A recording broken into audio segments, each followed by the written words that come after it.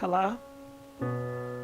Hey, how you guys doing? We are here continuing the fight, the support for Shanquella Robinson. I hope you guys can all make it in here well. Make sure you guys like, share, and subscribe to this YouTube channel, Gossip Girl. Now, I brought this live out because we did two videos, which was an update of Shanquella case, and we got so many people saying we have to go live, we have to talk about this. So that's what I'm doing now. Now, I do have the phone number on standby at the top, so I want you guys to feel free to make sure you call that number so you can call in and weigh in about what's going on. I also was digging a little bit and I found some new findings by this YouTuber named 54 Keys.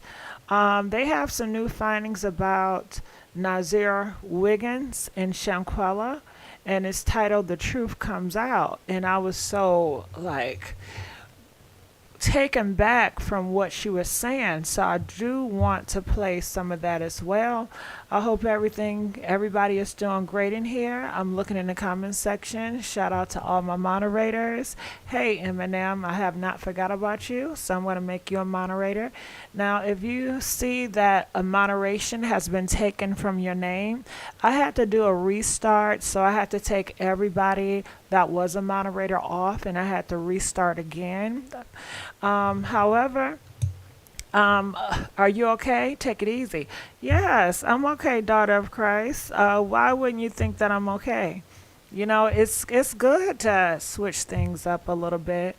And that's what I'm doing now. You know, some people are saying they're thankful that I'm not doing all that yelling and carrying on. You know, I still have that in me, but I'm just deciding to just change it up just a little bit. You know, it's nothing wrong with change, right?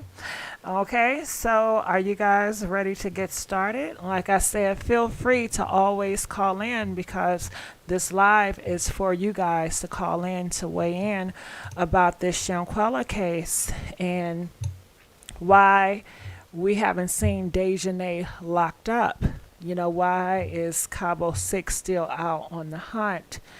And the good news is Ben Crump and Nancy Grace are teaming up, and they are on the same team with the same agenda to put down CABO 6. And that's what got CABO 6 shaking in their boots. That's what got CABO 6 breaking down, just being a nervous wreck. And another video that we talked about yesterday, it was very revealing how Khalil was exposing himself. And you guys don't know who Khalil is Shanquella's best friend. Okay? And they are saying he was the mastermind behind it all.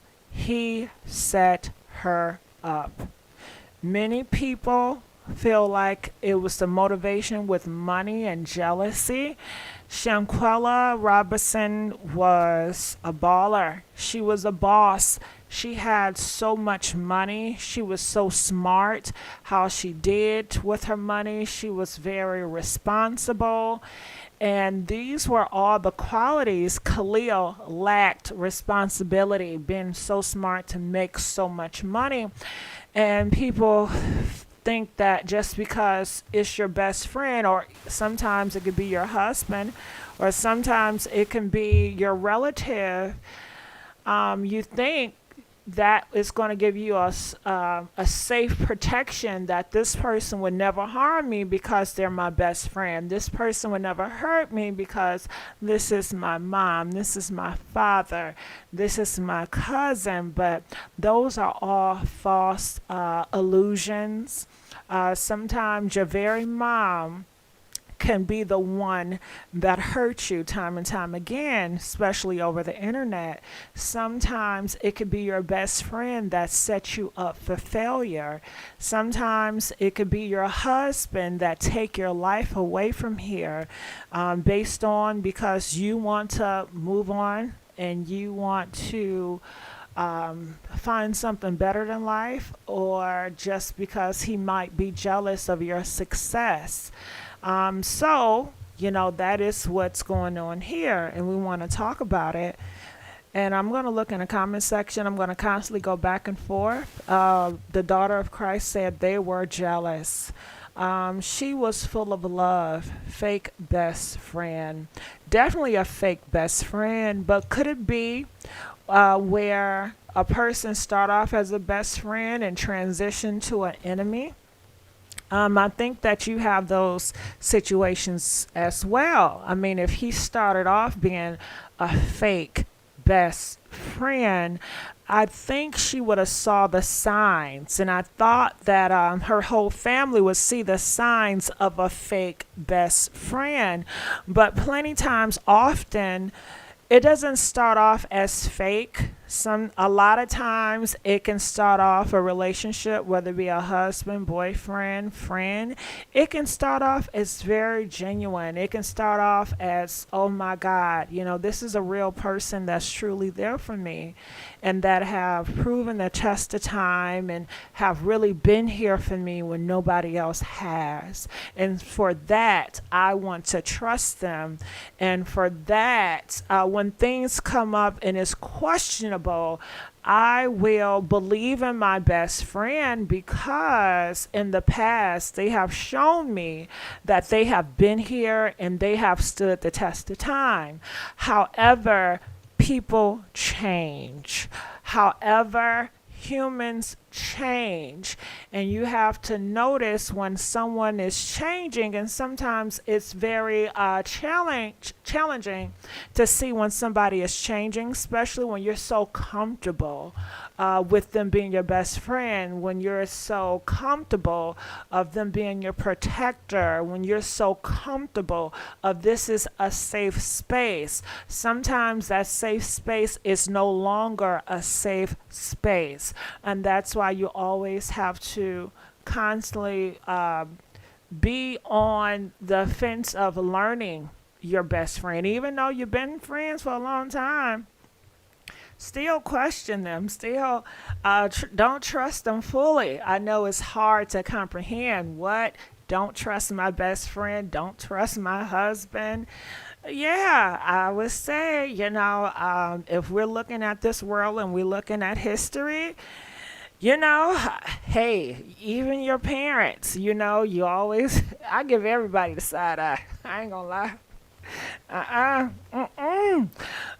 So feel free to call in, and I'm looking in the comment section. They say, Gigi, please turn up in this topic. We need more passion. We tired. Well, Hillary, you know what? If you need more passion, I challenge you to call in and to comment and to show us the passion. I've always had passion, so I just want to change it up a little bit. But, maybe I am passing that baton to you. Maybe I'm passing the baton to you, and I want you to turn up. I want you to come over here and lose your voice, okay? So I'm looking in the comment section. Who's your brother, Khalil? Don't put nothing past anybody. Trust your gut. Trust your gut. That's a good one. But sometimes your gut can lie. The journey to justice. Everybody does not have good judgment. Have you ever seen a person or seen a person's situation, and every time they trust the wrong people, every time they end up in bad situations, I would not trust that gut. If I was a person and I constantly got in bad situations, I wouldn't trust myself. So sometimes, trust your gut. It sounds good, but depending on in the past, could you really rely on your gut? Okay. I don't know. So everybody gut I don't rely on. We need Mollie and the Danger Girl. Well, you know what, Stephen Ray? How about this? Next time when I show y'all passion, I'm going to need y'all to show y'all support. How about that? We wouldn't even have to go here if y'all was on fire for the passion GG that you claim to be. You know what I'm saying? We would not be here if you was on Passion 24/7 for the loud talking Gigi, like you claim to be, you know? So he I say I love the calm topic. Okay. Well, like I said, line is definitely for you guys to call in and to weigh in and for us to have conversation about this and for you to express yourself about this case regarding this. And I'm looking in the comments section. They said the collard greens, that was a lie. She don't set anyone up, okay? If they ain't know her moves, they wouldn't have been able to do this. Well, Shay, Shay asked if they, when you have a best friend and he's putting stuff in your ear to go on this trip and inviting all these individuals that are his minions, because Khalil had minions and every one of the person that was being involved was his minion. Dejanay was his minion. That was a soldier. Dejanay was definitely a soldier. She was ready for battle, and he knew it was wrong for him to put paws on a woman, and he couldn't do it, but I'm sure he paid Dejanay to do the job for him. Winter was the second to lieutenant to Dejanay, and you have Elise as well. And you have, what's his name? Nazir, he was Khalil's model, Yeah, he was Khalil's model. And they have done so many things behind the scenes. And Khalil promised Nazir a future in modeling, Nazir thinks he's all that in a bag of chips concerning his looks. And Khalil have talked to him to try to say, hey, I can make you a model. I can make you to be the next it man. And he actually believes it. So he was drinking Khalil's Kool-Aid. And let's not forget about Malik. Now, they are saying that Malik and Khalil are secret lovers. And, that just seals the deal. What? A secret lover would do so much, for you. I don't.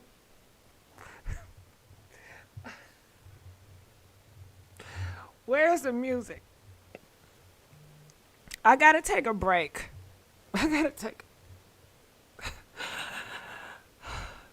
Where's the music when you need it? Okay, so, it's a lot going on. These were all his minions. And Shanquella had no idea what she was in for. And I'm going to look in the comments section, and they say they all played a part. All of them should receive charges and warrants. Yes, they should all be under the jail, including their parents, including their friends, including everybody that is aiding and abetting them, because everyone knows we're looking for them, and they still have family members, friends, and I don't know. Do you think they're all celibate? Somebody's hitting that. Somebody is hitting Dejanay. Yeah, somebody is up in them cheeks. Somebody is hitting it with Winter. I don't believe none of these individuals are celibate. They're getting some dick somewhere. Okay, and I think all of them getting dick. I think all of them are getting some dick. Yes, I do. So I think everybody that's aiding and baiting them some dick, they should get locked up too. You know what I'm saying? Yes, they should. They have not been reporting this. And like I said, please don't allow me to take up everything. I need you guys to call, because that was the whole point of having a live, so you can get the call. We are with you, GGY. Thank you, best stud. I'm going to need you to show and prove. Show and prove. Okay, so I want to go here, shout out to 54 Keys. I want you guys to hear what she had to say. And I'm thinking to myself, if we're to assume that what happened to her happened at around 8:30 a.m., I mean, at no point did they tell him anything. It was only when he called looking for the address. Now all of a sudden they like, yeah, Shanquella's sick. Yeah, we think she got alcohol poisoning. So now Nazir is en route to the villa. And this got to be around about 1:15, 1:20. Okay? Okay. So here is these commercials. Don't commercials just come in at the best times? You know, we're trying to get into the story, and next thing you know, a commercial popping up. You know. I remember a time where we didn't have commercials. Now we got commercials everywhere. In the concierge report, we were told that on Saturday at about 1:50, Dejanay texted the concierge and told him they needed medical service. So 30 minutes after talking to Nazir, now it's an urgent matter. Now they're trying to find out where's the nearest hospital. Okay? Now it's urgent. And if we're to believe that fight took place between 7:30, 8:30, now we're talking, it's almost 2 o'clock. So Shanquella laid up in that villa for about 6 hours, give or take. 6 hours. Yeah, that's a long set of hours. Did you hear what 54 Keys said? Shanquella was there for 6 to 7 hours. Just laying up in that room. And they were just trying to get their story together because they knew this was the plan. But when you actually do the plan, and I don't know if it went to the extent of how they wanted to go, but she is gone. So you wonder, what was that conversation like during those 6 or 7 hours? Like, what was the conversation like? What do you guys wonder that conversation was like between Khalil, Dejanay, Winter, Elise? What was that conversation like? And I wonder, was that the time within these hours that the video was released? Was it around this time when the video was released? Or was it later on? If you guys can remember, or if you guys know when the video was released, can you please put it down in the comment section? Or, feel free to call in and let us know. But do you think between 7:30 in the morning to around 2 p.m. that day, do you think somebody released it on Facebook? Or was they going live on Facebook? Because that is still very muddy. We don't know exactly who leaked it on Facebook. We don't know exactly what time they leaked it on Facebook. Do you guys know? I know some of you guys have to know. Let's get back to America now. Who arrived with Shanquella? Shanquella came with the posse. It was all of them. But she's referring to Nazir because he came there solo. So I'm still looking in the comment section, waiting to see who's going to tell me at what time was the video leaked to the public. Can anybody tell me that information? I think it was an accident. Well, it was not no accident. I like to know how she got to the rub. I think there were more than just CABO 6 there. Okay, so you guys are not answering the question, and I really need answers. So we just gonna push on. But we do have some phone calls, so maybe we get an answer from the phone call. If you are a troll and you're calling from 816, can you please give the spirit of Keisha Cole and let it go? 816, if you are a troll, can you please go? Okay, I'm asking you nicely. 816, if you are a troll, please go. Okay, calling from 678, you're live on the air. Oh, yeah. Good evening, Gigi. Yes, good evening. How you doing? Well, I got a headache, but I did want to share something with you one of those days. But I was something weird happened. You remember I was the one that went over to the balloon release when they had it January 9th for her birthday. Um, her ex-boyfriend was out there, and he was really acting really weird because um, when I got there, he was at the front of the cemetery, and he was just pacing around with this weird grin on his face. And I was surprised to see him when I got there. But then when I got into the middle, because I went looking for, her mom and her sister because it wasn't crowded. I came at the right time. When I came, they was had finished what they were doing, but I went and found the mom first, and she was standing over there with the guy that had that ponytail up in his head. I guess he the one who done the ceremony for them. And I went right up to her, and I told her where I was from and I came to support, and she just looked so, tired, like she was just so tired. So I gave her a hug and everything, and I told her I'd stand with her on it. And then I looked over to my right because the news people, is still a few of them out there interviewing her, some of her friends from school. So I looked over. The boyfriend, the ex was over there. And so I was like, wow, because he was just bouncing around like a bunny rabbit. So I said, I was scared to say something to him because I said he looked unstable. So I moved over and I was talking to one of her friends from school, the real friends, and I just told her I was sorry and everything. And I said, is he all right?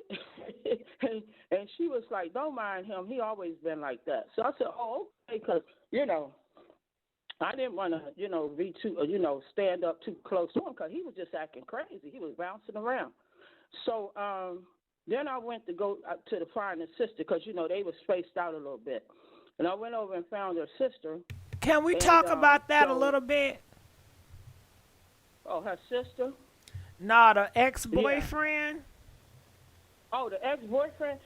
Yeah, he was there bouncing around. Now And, I didn't even go. I find that to be Oh, strange. They're bouncing around.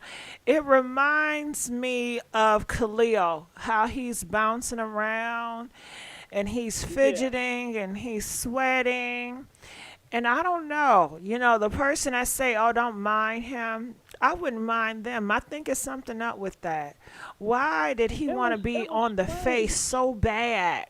He was doing interviews. And I don't know what it is. Is it something in the water where they don't take it serious and he was just doing it for clout? Because that's what it felt like. Because he actually had a lot of people believing that he was the current boyfriend. It got so Right, bad that Shanquella mom and sister had to constantly tell news outlet that it's not her current boyfriend. Her current boyfriend is right. not speaking out. He does not do social media. So what is in the mindset of that man? And it goes to show as well the type of individuals Shanquella associated with. A lot of them was Right, not all there mentally, including Nazira. right, When you talk to him or when he talks, as far as that conversation goes, that right, live, it definitely seemed like he was on some type of powder or some type of substance. right. Something was not right. So I'm Yeah. gonna let you continue your story, but that that really just stood out to me, and I thank you so much It for sticks sharing. out. It sticks out because that ain't all he did though. I was going to tell you after because it was a lot of like younger females. I think they were some of her friends from high school, and so I just walked around, said I was sorry, and that's when I got over to the sister, and you could tell, because he had the gold teeth in his mouth and everything. So he walked over and he went behind where I was going, and it was just strange. He just kept bouncing around like he listening to the conversation. So I went over to her, and then gave her a hug and stuff. And I think I sent you the pictures because that was me all hugged up with her. But so she began to tell me how frustrated because, they wasn't getting anything. And I told her, I said, we understand all that. So I'm talking to her. And then that's when someone else came. And then that's when she said, I want a picture. So I went to move, and she said, no, I want a picture with you. So I go, okay. I didn't know who she was. And then she said, no, I want all of us to take a picture. So that's when you seen us get together. We got over there and took a picture. And then she said, I want to thank you because you came from Atlanta, and that says a lot. I said, oh, no problem.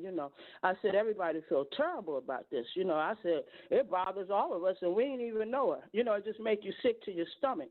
But I tell you something funny. They had two locations. The first location wasn't the right location that I went to. And so I said, well, let me Google. I think they at the graveyard. So these people, I swear to you, it looked like Khalil. When I was riding around the area, there was a guy with a beard like Khalil. And he had some people in the car. So when I went to the first location, they were riding around there like they were looking for the location. And I looked, because we all stopped at a light. And I looked, and I said, damn, they look like Khalil. But, I told you before, Gigi, I am licensed and I carry. So I wasn't really worried about nothing breaking out. But they were riding around. So all of a sudden, I said, this ain't the location. I Googled another one. I said, I know. They probably at the graveyard. Can we So talk I was back about to that them for a about 20. second? Do you Yeah. mind if I interrupt you for a second and talk about that? So the Oh, caller is no. stating that she went to the celebration, right, for Shanquella during her passing, and she thought she saw Khalil. And I wouldn't put it past you.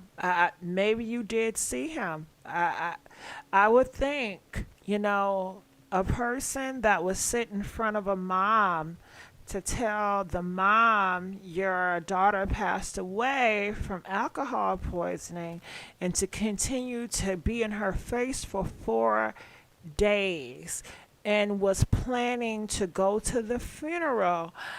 I think that homeboy was snooping around just wanting to see. I think some of them are snooping around. I think some of them are constantly roaming the internet to see what is being said. But, if I was them, at first maybe I would be afraid, but maybe they're getting so comfortable because they say, well, damn, it's been 5 months. Nobody has been tracking our cell phones. Nobody is tracking what we do on the internet. They can't find us. I don't know how they're feeling, but people are saying they're shaking in their boots ever since Ben Crump got on, and that's something new. And Tamika Mallory and Nancy Grace, that is a triple threat that they are now concerned Absolutely. about. I think that he was around there snooping. I really do. Yeah, because there was some guys. They were in the car laughing, and they were riding around because what's her name told us to go the first time. Shout out to her, Chronicle, because if she didn't put the address up there, I never would have known where to go over there. But that address was wrong. But actually, when I Googled, because I know how to find stuff, I said, I know where they at. They at that cemetery because they let balloons off. So I ended up finding that. But this what happened. So they started following me in the car, not the guy with the beard, some other people. And I said, okay, let me take them on a ride. So where you had to go, it was 5 more miles out. And it's a back road. So I'm riding, and these people got at the light, and they turned around, started following me. So I said, okay, we're gonna go on to the graveyard, and that's the perfect place to take them. So we get to the front, and they followed me. They followed me all the way to the graveyard, and I'm like, oh, I hope I don't have to get the busing. But anyway, when I got to the front, they didn't notice. They had the police already there. They were sitting to the left of the graveyard, and they were sitting at the entrance. I guess they figured in case some of them show up or something happen, whatever. So we get inside. This is going to make you laugh, Gigi. We get inside, and I pull to the side to see who this person is following me. I get out the car. Here, a guy and a girl. It was some bloggers trying to find a place. so they could interview them. It was I never heard of the guy Shank Rock and Miss Parker. That's what they said they was. They said we saw you and we couldn't find you. We was about to give up. So you look like you know where you was going. So we found. I said, man, y'all better be glad. I said I thought y'all was some bad people following me because Yeah, you know when you come they in the shouldn't do graveyard, you have to that. go. They shouldn't do that to you. Yeah. You know, you shouldn't follow anybody because you just never know, especially in these times. What they should have done was flagged you down and say, "Do you mind if we follow you to the site, or are you going to the grave site?" Or they should have said, "Hey, we are looking for the grave site, or we're looking for a Shanquella celebration." They first should identify who they are and their intentions. It goes, "Hey, my Mm-mm. name is Karen. I'm looking for a Shanquella celebration. Are you going there as well?" And you would have said, "Yes, I am looking as well. Well, do you mind if Mhm. I follow you there? Because we are so lost." And you would have said, "Of Mm-mm. course, thank you." Now, that is the adequate way Girlfriend. in the proper way to do things, but you don't follow anybody just for the, because Girlfriend. you don't do that. And I'm They so followed me all sorry the way in. you had to go through that. You know, I'm so sorry. I'm sure that was not a good feeling. No, but once I seen the police up front, I said, well, I know once we get in here, it won't go down because they weren't too far from the front.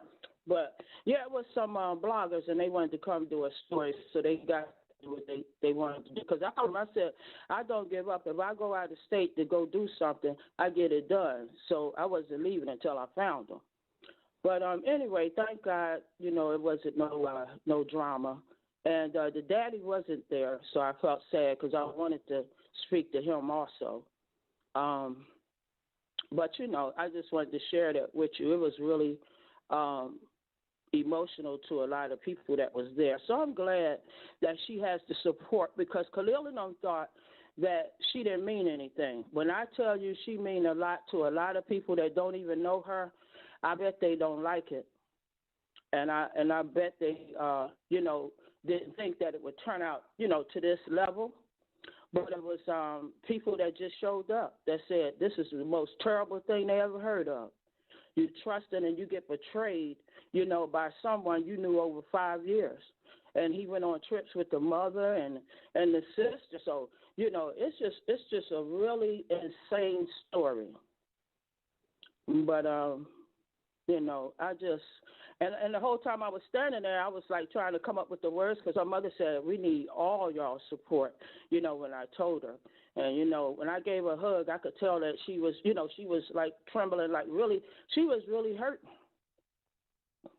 So I know they're going to solve this, and I know they're going to get the justice that they deserve. And I just wanted to share that with you, but it's I can't even describe. It just takes you to another level when you see this with black people too, cause we the worst to each other, and the guys is the worst to the women these days for some reason. So, but a lot of people was there really depressed. I took like 6 white balloons and 6 pink balloons. And I was in front of her mom, and she said, "We already done it. Just let them up." And do you know that one of the pink balloons stood in the same spot, and the rest of them went up? Ain't that something? And her mom looked, wow. All the ones I released, one pink one stood up and just sat there for a while before it flew. I was like, wow. It almost made me cry. But I just wanted to let them know that, most of us, your people on here and everybody was, you know, supporting them and sad about the situation. And we definitely want them to serve their time. Now, you talked about something that I want to hit on, and you talked about jealousy. And before I hit on that, can I ask you guys, everybody in here, to please like this video? When you like the video on topics like this, it gives us motivation to continue to talk about topics like this and to continue to have a platform where we can get the public to weigh in on this topic in a respectful fashion. So I ask everybody to please like this video and please subscribe to this YouTube channel. Now, you mentioned that everybody is looking for CABO 6. Everybody cares about Shanquella Robinson. And you're sure that CABO 6 is mad about it. And I just want to say, yes, this is something more that they're jealous of. I'm pretty sure going into it, they figure, hell, we have seen the news before. They don't care about black women. They don't care about black girls. They have said, well, hell, we have seen all the TV shows on Facebook. They constantly fight each other and nobody says anything. Nobody bats an eye. They constantly fight and record it and kill and nobody cares. But this situation right here, all of y'all want to care now? What happened when I was needing help? I didn't get the support like this. I didn't get the love like this. You know, so I'm sure this Right. too makes them jealous. Jealous that people care about Shanquella Robinson and they want that same love and affection and mercy as well. But they have screwed themselves over by allowing hate, by allowing envy. And envy and jealous will grow into hate, and they allowed that hateful spirit to take over to want to harm another person. They were not mature enough to have a simple conversation and let bygones be bygones or say, hey, you know what, this is not worth a life. They felt that this was worth taking a life. This was worth beating someone up so badly and recording it on video. You know, they justified their actions during this whole Mhm. ordeal. They were not apologetic. They were not, oh my God, I can't believe what's happening. They did this with intent. So I don't understand when people say it's an accident. I don't see an accident, I see intent. When you're constantly striking a person and you see the person is not hitting back and you're constantly throwing blows, that is intent. When you're all standing around and nobody's stopping it, that means nobody in that room is stopping it. I've heard rumors that Elise wanted to stop it, but she did not. She did not get in front of the camera and say, hey, no, this is not right. Actually, she was the one recording Shanquella demise, recording Shanquella life being beaten out of her. She did not say, hey, you know, we gotta stop. This is too much. This is going too far. I'm not going to record this. This is sick for me to stand here to record this. What am I thinking? She didn't have those thoughts. Her thoughts was to do as planned. It was planned to videotape it. It was planned to her death. And I don't know what they thought was going to happen, but we do know they have not been caught. So I do believe that it's something more in a lot of moving pieces that are missed and a lot of Yeah. other people that is involved in this that are missed as well and that are is being You know what, covered. GG? One of those ladies asked me why did she said her daughter was killed. You know, people was out at the cemetery talking about, yeah, my daughter was killed and different things. She said, why we didn't get the coverage? I said, I explained it to her. I said, ma'am, you know why this got a lot of coverage? I said, because we actually saw the killing. That's what I told her. I said, everybody actually saw the video that was murder. And she said, maybe, she said, I think I understand you. I said, as a betrayal.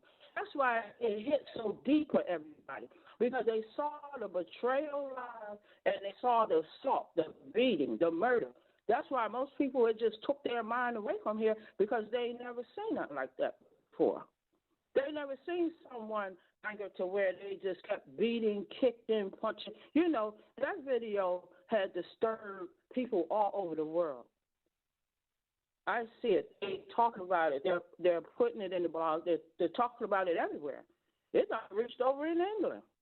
And people said they never saw that type of betrayal because they kept saying her friends, which we know they wasn't. But they just never seen anything that brutal. And then the betrayal cuts the people's soul because they're like, I have friends. Now everybody questioning their friends. Everybody questioning who they're around. They even questioning family members.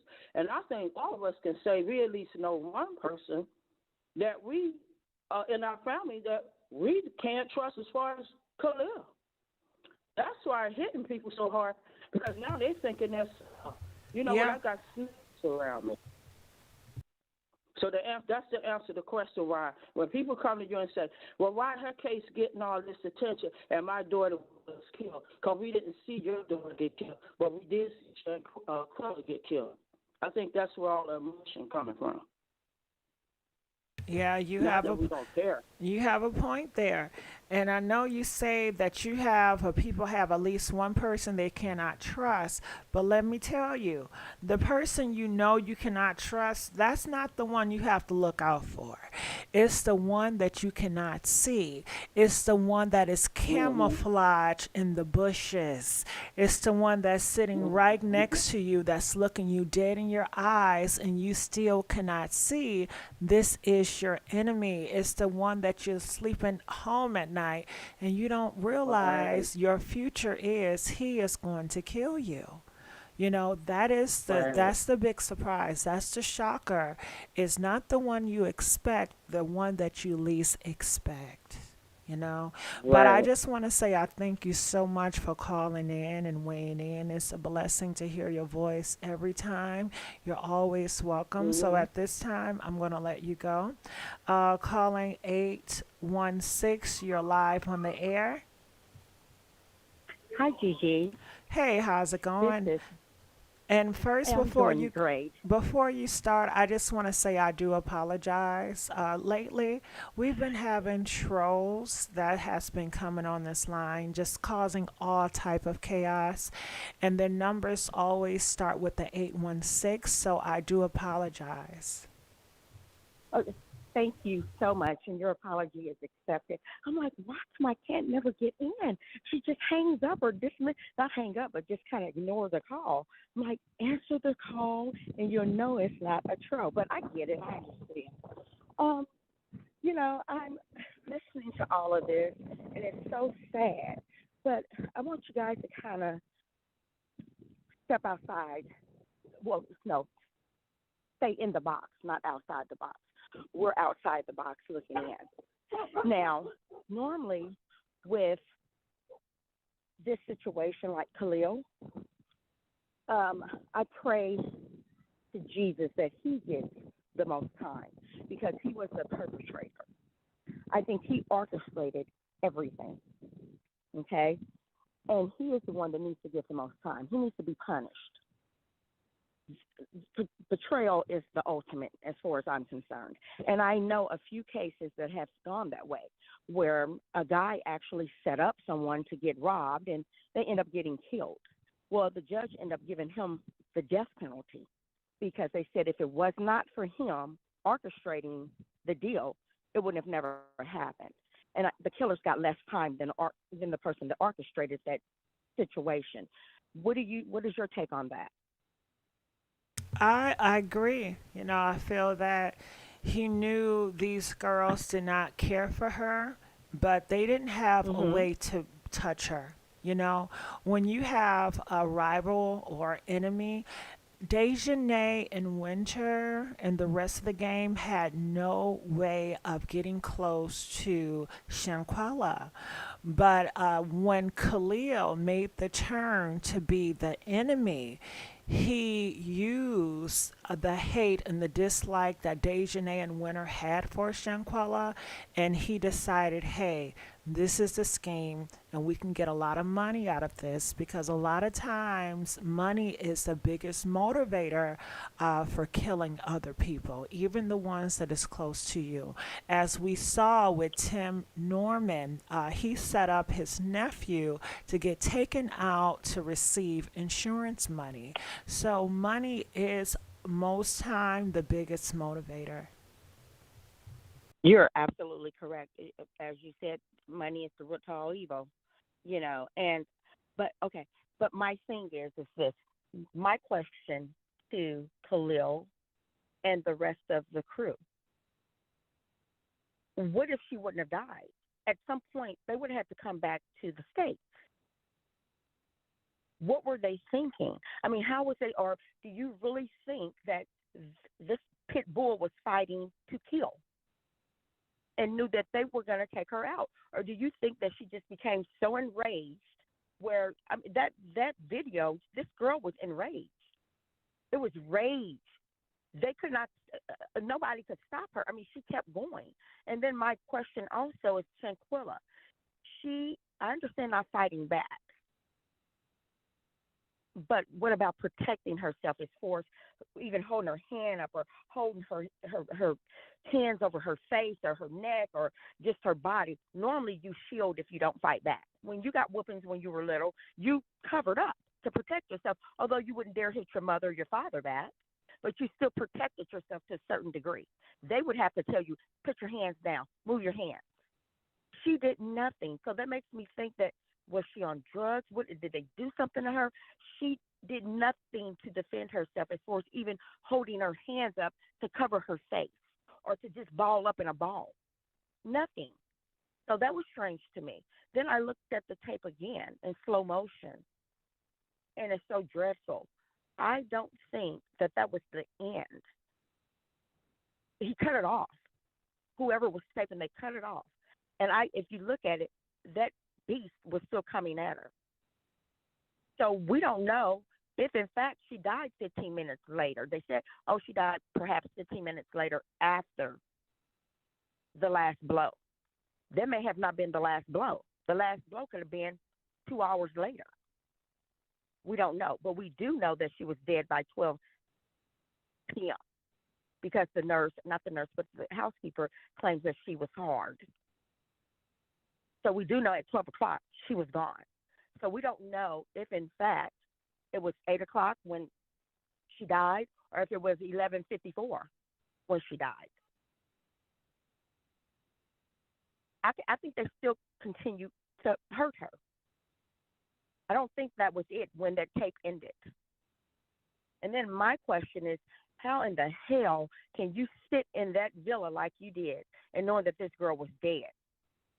Where was they? Were they all on drugs? Something, I couldn't fathom that. Think about that. And I know Yeah. that I'm just talking and I'm not giving you a chance to answer, but can you imagine, where was their mindset at that point? What were you going to do when you came back to the damn States? You would have got killed if I would have found out that you did my sister or my daughter that way. It wouldn't have been enough. Every last one of them and whoever else would have wanted to come for me, they would have got it. I don't understand why they don't feel that there wouldn't have been consequences after they did it. If, in fact, somebody walked in, just think if the maid, if somebody just walked in and answered the door, I don't know. I don't get it. I don't get their mindset. Where were they at? Can you help me out? Okay. So, you like you said, you discussed a whole bunch, and I didn't want to cut you off. But as I can Well, recall, you did say you felt like she was Shanquella on something because she was not fighting back. And I do feel that maybe she was on something. Maybe I don't know if it was a perk. I don't know if they drugged her. I honestly would think they did drug her to set it up. That's why they knew to ambush her at that time, wake her up at 7:30, 8 o'clock when They Yeah. already know that she's on a perk, and if you're on a perk, you're not conscious all you're not aware of everything that's going on. And when you're on perks, even though it can be painful, but you don't feel that much pain. You know, it takes the pain away. So that could be the answer or the solution why she's taken so many blows. She's not really covering it. It could be they drugged her to be on some perks. You know, I don't know. Now, you did say, or you posed the question, did they did it to kill or was it to hurt? I honestly feel that it was to kill because they already hurted her. I mean, just Dejanay hitting her one or two times, you already hurt me. I did not fight back. You have all these people gathered and they're videotaping this. This is embarrassing and it's a setup, it's betrayal. I'm emotionally hurt, I'm spiritually hurt, and you guys drugged me and you're physically harming me. So I'm already hurt, but that was not enough. It wasn't enough to embarrass her. It wasn't enough to set her up. It wasn't enough to hurt her. They wanted to do more damage, and they were not satisfied until she stopped moving. And then that's when the job was done. And now you say, well, afterwards, how were they going to get away? What was the mindset? I don't know because I'm not a killer and I don't do crime, so I cannot relate to that.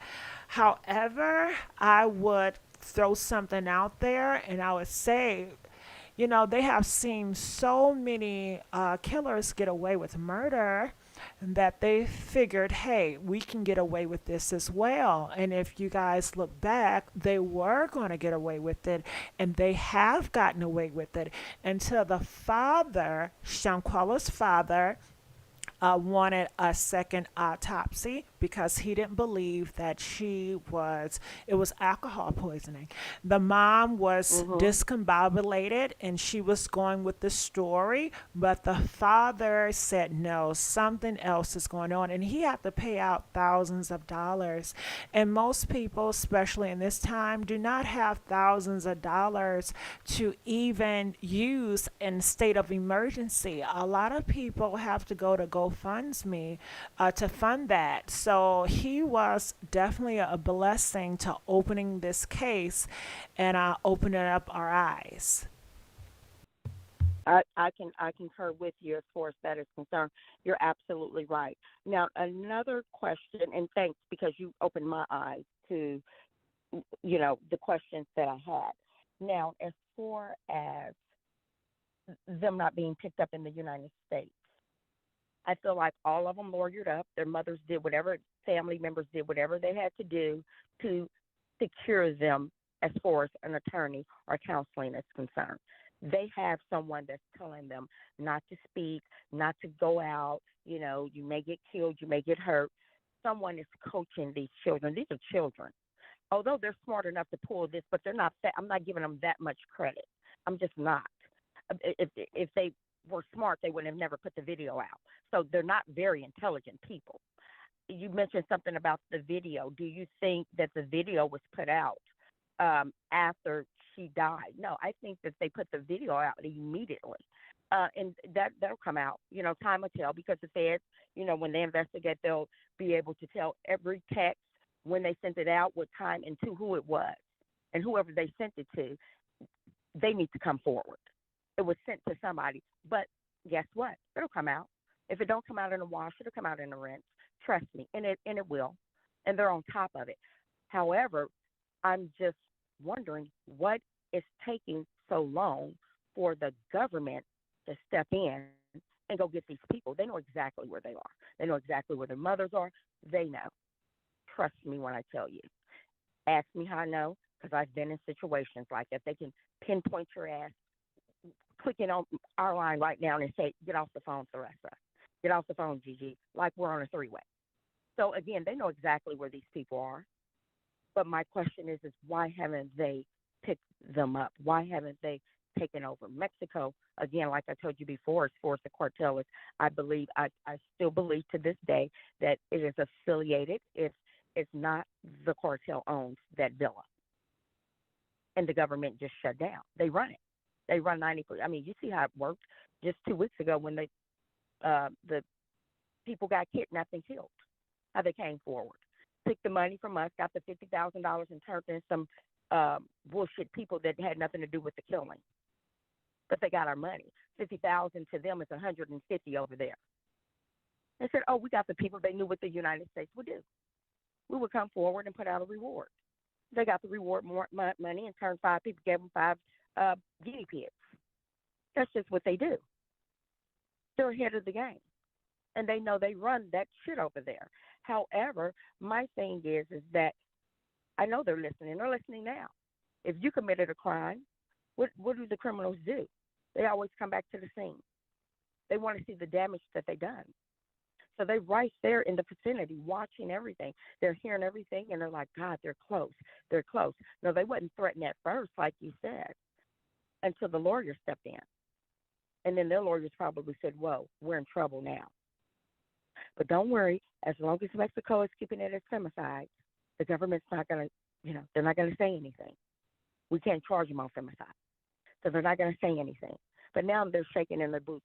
And my thing is I cannot wait, especially Khalil. Her friend that she trusted, betrayal is the ultimate. That's so hurtful. I don't know if you've ever experienced betrayal. Have you ever experienced it from a sister, brother, cousin, friend? It hurts more than anything. A person that you trusted. I hope he rots in hell. All And right. maybe I'm working on emotions now. I don't know. What do you think? Am I out of place? I can't tell you how to feel. These are your emotions and they seem true and genuine. So I'm just going to go with that. I just want to say I appreciate you for calling in and expressing your feelings on this. And I welcome you to call back in anytime. So at this time, Thank we're going to let you go. Thank you. We're going to let you go. And I'm looking in the comments section and I want to talk about something that I'm seeing in the comments section. And I ask you guys to please like this video. If you haven't done so, please take the time out to like this video. It helps with the algorithm. It helps motivate us to continue to talk about this subject. Now, people are saying, well, let's talk about the alcohol and let's talk about the drug because in the autopsy, it came back negative that she didn't have alcohol poisoning. And that's the thing. In an autopsy, I'm not for sure. In an autopsy, did it say she didn't have alcohol at all in her system, or did it say that she didn't have alcohol poisoning in her system? And did we or did we not witness Shanquella drinking a little bit the night before? I mean, when they first got there, they were taking shots. They were playing games and they were taking alcohol shots and they were having a good time. And that was the night prior. Till I'm not sure. Was the shots was that water? Was it Sprite? You know? So I'm going to look in the comment section. A report was not run. Okay, so people are saying a proper report was not run. So, that just leaves a window open. I'm not sure for that, but I'm going based on the video footage. I'm going based on humans. And as humans, when something comes to you in full force and it hurts, your body has a natural reaction, you know? And when Dejanay was coming to her full force, she was not blocking, she was out of it.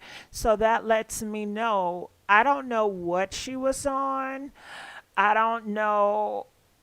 I feel that they did something to her. I don't know if they put a couple of Tylenols in her, or Tylenol PM to make her very drowsy, or melatonin to make her over drowsy. But melatonin, Tylenol, aren't these drugs as well? Comment, let me know. Over the counter, those are drugs as well.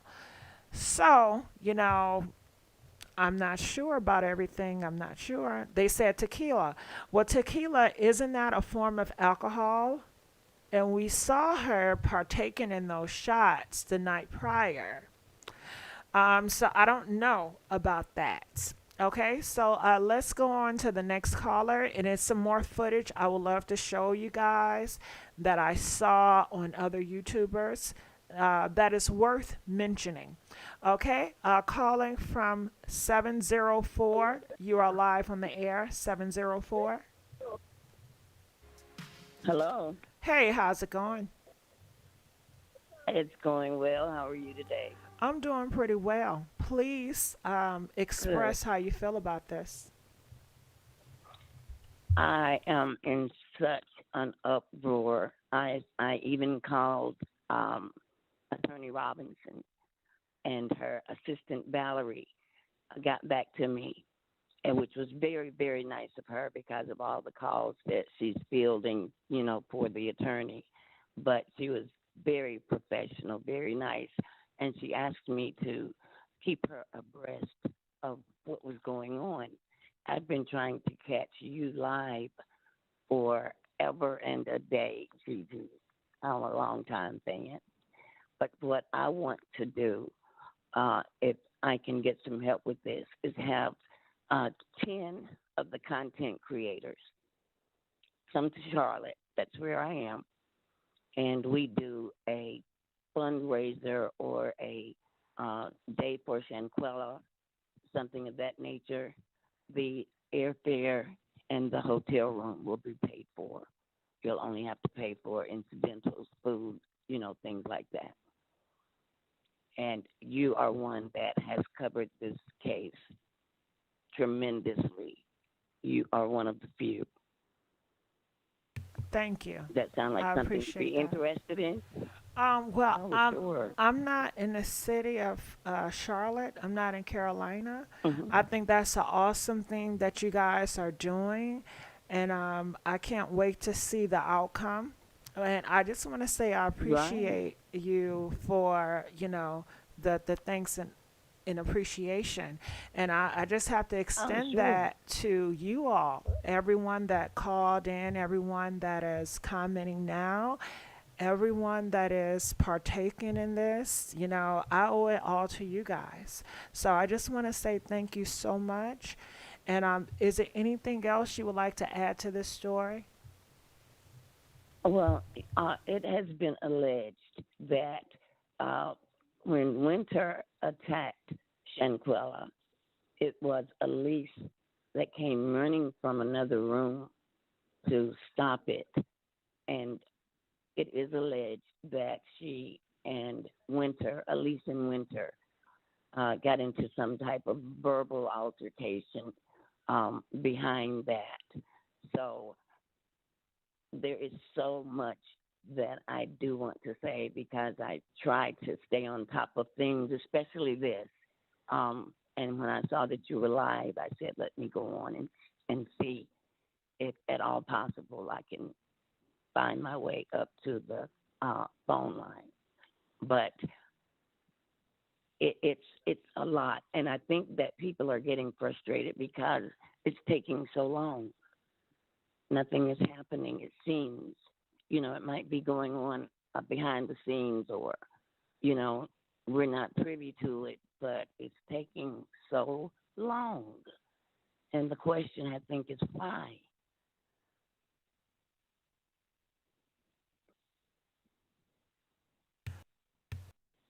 Why? I would love to answer that question, but so many things is happening in the world that I don't have the answer to. But I Right. will state this. You said that you heard a rumor that Elise wanted ran into the room to stop the Hmm. chaos. Is that right? That is correct. Okay, well, let's talk about that just for a second. If that was true, Okay. and I'm assuming that Mhm. happened prior to Dejanay beating Shanquella down. However, I bel afterwards, Elise sat there, videotaped Dejanay not hit Shanquella once, not twice, not three, 4, 5, 6, 7, 8, 9, 10. And we're still mm, counting the blows that Dejanay gave Shanquella as Elise. Not sit there, but stand there, video recording this and not stopping. it was So it was when I brutal. hear that rumor and people try to place this blanket of, well, Elise, she was trying. Elise participated. Elise spoke her piece when she saw Dejanay hit her repeatedly and Shanquella did not want to fight back. That spoke volumes. It did. She made her Elise is stance. an accessory. Yes. My question to you is this because I can't figure it out. Maybe you can help me. But the female that was videotaping, there's been some comments about her nails, her fingernails, and the way they were polished or the color that they were. Yes, Have you that heard was that as well? yes, that was Elise. That was Elise That was fingernails that was recording, and we saw that through Malik's cell phone. Malik was recording, and he also recorded Elise recording as well. So that we okay. know of, it was two phones that was recording. One was Gotcha. Malik, and one was Elise.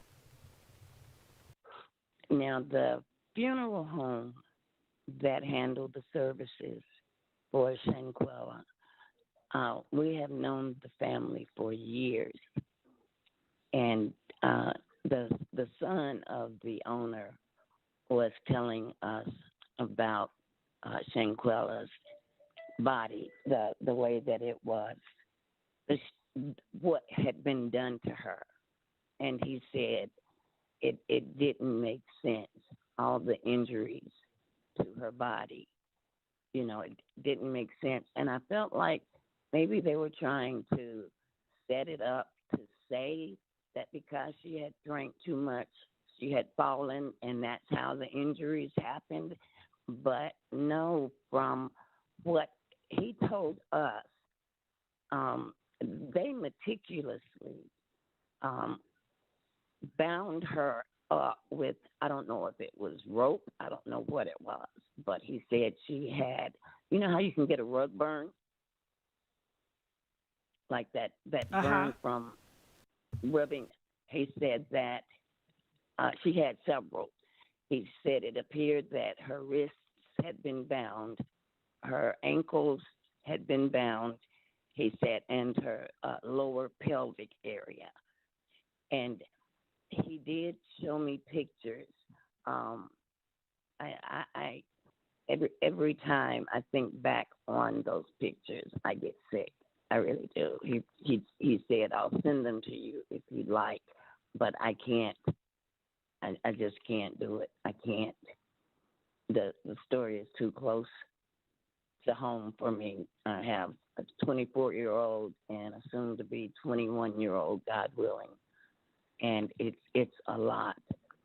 But you know, I don't know if anybody's talked about it much, but when she relaxed her sphincter muscles, she let go of her bodily functions. So to dress her, and I haven't heard anybody ask the question, someone had to clean her up first. So I'm wondering where that fit in. It's some of the pieces are fitting, and some of the questions are still unanswered, like you said. Yeah. I just want to say you have dropped some bombshells. The stuff that you told me, I have not heard. Now, I did hear a Really. little bit about, um, her doing number two on herself, but Mhm. it was very short. It was like it came and it Mhm. went.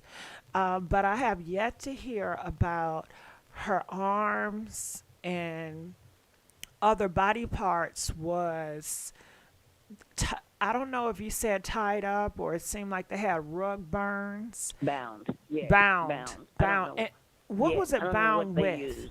What was it? You don't. That's the question. Mm, I don't know. I can ask him if he has any idea. He told me. He said, if it was logical, he said I would say that it was a rope, or two, but it was for the purpose of moving her body, from one place to another. Now, did you hear that when the maid found her in the bathroom, it's what is being alleged? I've heard she was in the game room too, but that the CABO group had set it up so that the maid would find her, and they were in another part of the house. So she went running to them to tell them that your friend is not well, and it is alleged that they acted surprised, and but it was done purposely. It was done,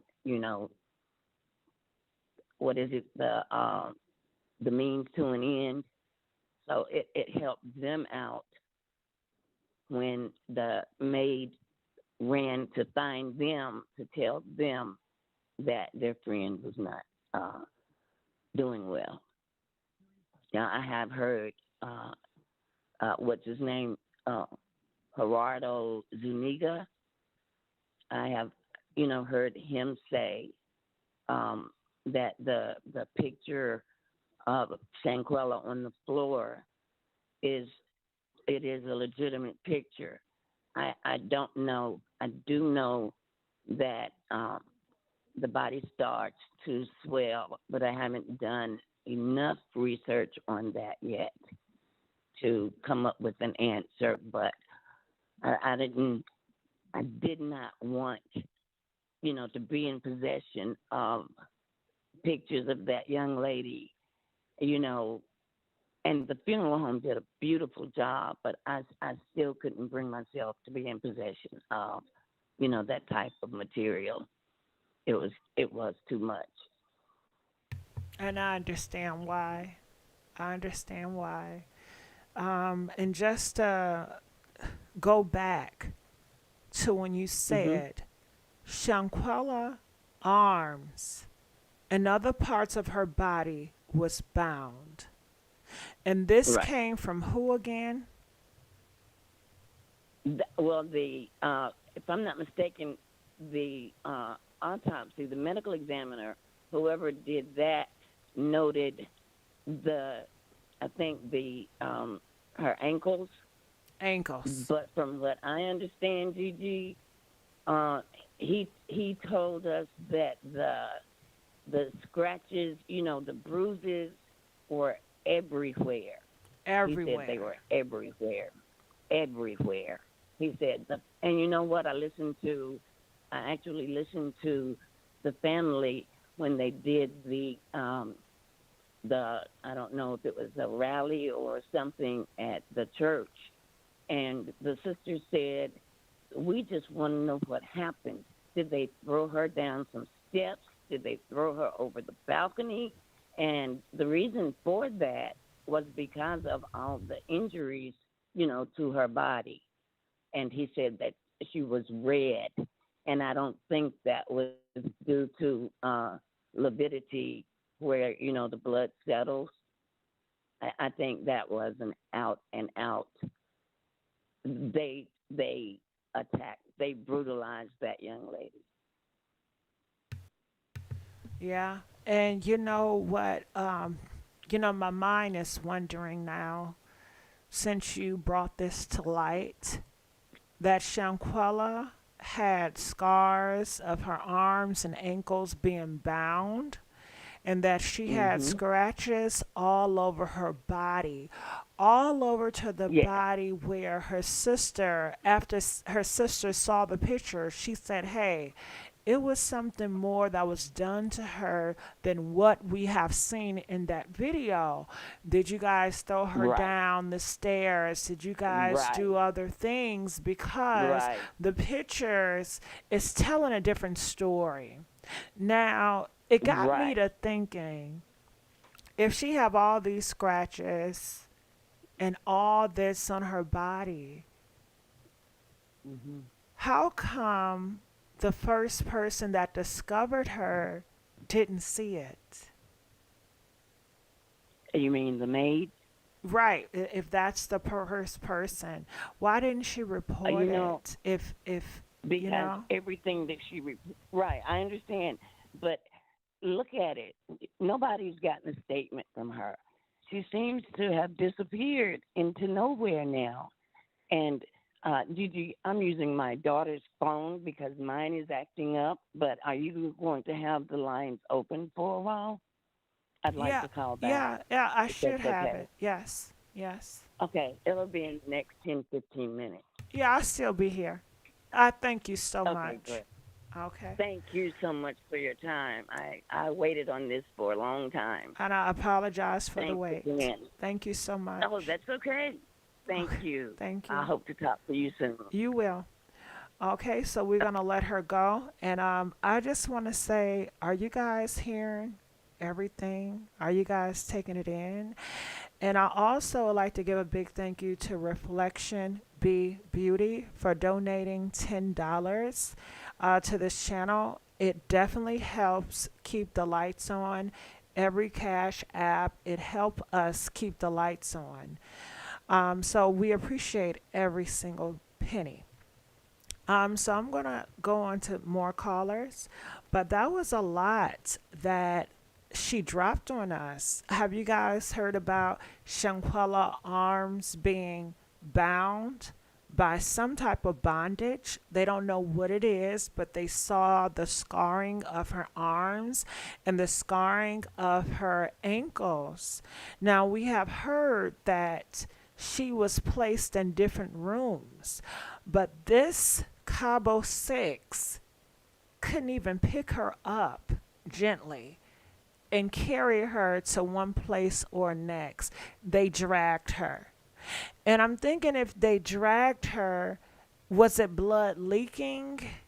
And if it was blood leaking from scars, wouldn't we have seen some of that in the carpet? Wouldn't we have seen some of that?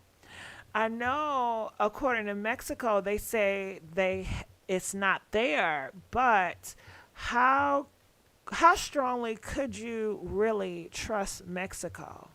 I mean, this was the same group of people that allowed Cabo 6 to go back to the States. This was the same group of people that saw Shanquella in her state and thought it was alcohol poisoning. This was the same group of people when they knew that she should be in the hospital. They listened to foreigners tell her no. So it is something very off about this. And I will welcome you all to call in to state your piece and to add more to this situation. Bedstock BK donated $10. Thank you, Gigi, for having this live talk, allowing others to share their feelings. Our hearts are heavy and our rage overflows. God is with us. Accountability is at hand and justice will be served. I thank you so much for that, Bedstud. And that message, it was very deep. I appreciate that. So we're going to go on to some two other callers because we do have them on live, and feel free to call in. The number is on the screen. It's 515-605-9737. Okay, so calling from 930 903. You're live on the air. Hello, Gigi. How you doing? I'm doing pretty well. How about yourself? I'm great. I'm great. I just wanted to congratulate you on what you're doing for this young lady, Shanquella, because you're not hearing a lot of things about her and what happened to her. And I was listening to the lady talk just then, and I was reading as she was talking, and she said that she had burns on her arms and her ankles. And I was reading here on the internet, someone was saying that it's the defender that she had a seizure and that the doctor was called there, and the young lady told him that he could leave and everything, and maybe someone tied her up when she had the seizure, because a lot of people don't know how to deal with stuff like that. But it makes me so sad to know that this young lady died such a vicious and such a sad death, being and just discarded like that. And no one is picking up this story. This story is not getting enough footage or anything. And it's just so sad because when you look on the internet, you always see black on black crime, and it doesn't get a lot of feedback. It's just like we're supposed to kill each other. That's what we're supposed to do, is kill each other. And it's so sad because we're just not getting enough footage for this. We're not getting enough screen time for this. No one is really talking about this young lady's death. Sure, they'll talk about it every now and then, but it's just not getting enough views. And, a lot of YouTubers are not talking about this. They're talking about everything but this young lady's death. And I heard someone said that it was alcohol poisoning. And if it was alcohol poisoning, then why all the bruises? Why all the scars? Why are the scars on her ankles and her arms and everything? And sure, when a person's body expires, yeah, they got to release body fluid and everything. But one thing I'm trying to figure out is that when Dr. What his name, Gutierrez, was there, why did he have to tell her friend that they need to take her to the hospital? You're a whole doctor. Why did you not call 911 yourself and take this young lady to the hospital? It just doesn't make any sense. The stories are just not in collaboration with what happened to this young lady. You're absolutely right. And you Yeah, it's mentioned. I'm sorry. Did you have more to say? Okay. I just wanted to talk about some things that you have mentioned. You talked about Shanquella and body fluids, and when you pass, that you release body fluids. I was wondering, do you know, or anybody out there know, when she released the body fluids? Was it before Nazira came? Was it after, when he was laying next to her and combing her hair with his fingers? When do you have any idea when was that? Well, I was in the medical field, and I've had patients that when they release body fluids, they take a deep breath, and you can hear the breath. It's like a gurgling noise, and the body fluids are released, and they have to be cold for a while in order for the body fluids to be released. So they had whoever was there while that young lady, to me, died, and why she was dying. Because as the doctor came, like they say he did and everything, what was his reason for coming? What was his reason for coming?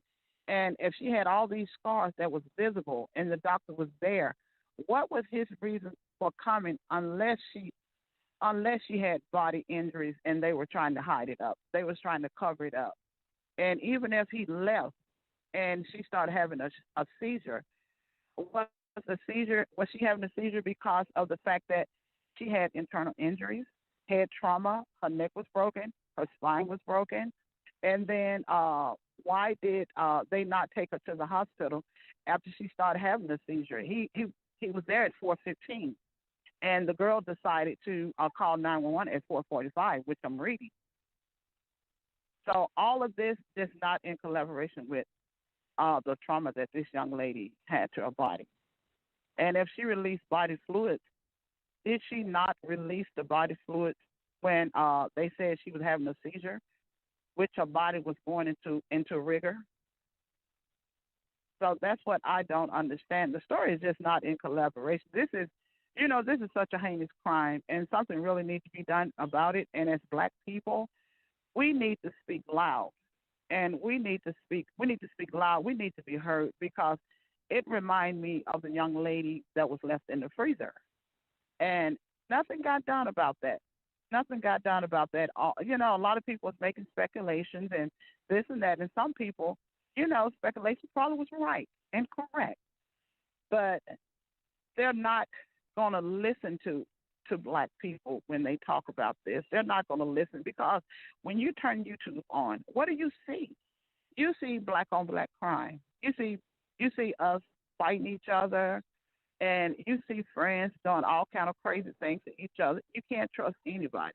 You can't trust people that say, "Oh, I'm your friend. Let's go out the country." No, don't. I don't care if you've known that friend for 10 years. Do not go out the country with your friends. Do not go somewhere with your friends where you don't have families there. These are the times that we are living in, and this young lady is a testament of friendship gone wrong, friendship that's filled with evil, hate, and malice, and they got her into a country, whereas they know that they were not going to jail. And we're talking about femicide here, the beating of a young woman, the beating of a vulnerable young woman by a man, by a man. So if this man beated her, what they showed us on television and on social media was just a girl beating her. When did the man beat her? Where is that video? Because if there's a recording of that video, we need to see that. We need to see that video. We need to see who beat this young lady. These people need questioning on our soil, USA soil, not over there in CABO. They need to come over here and be charged in the United States with this crime.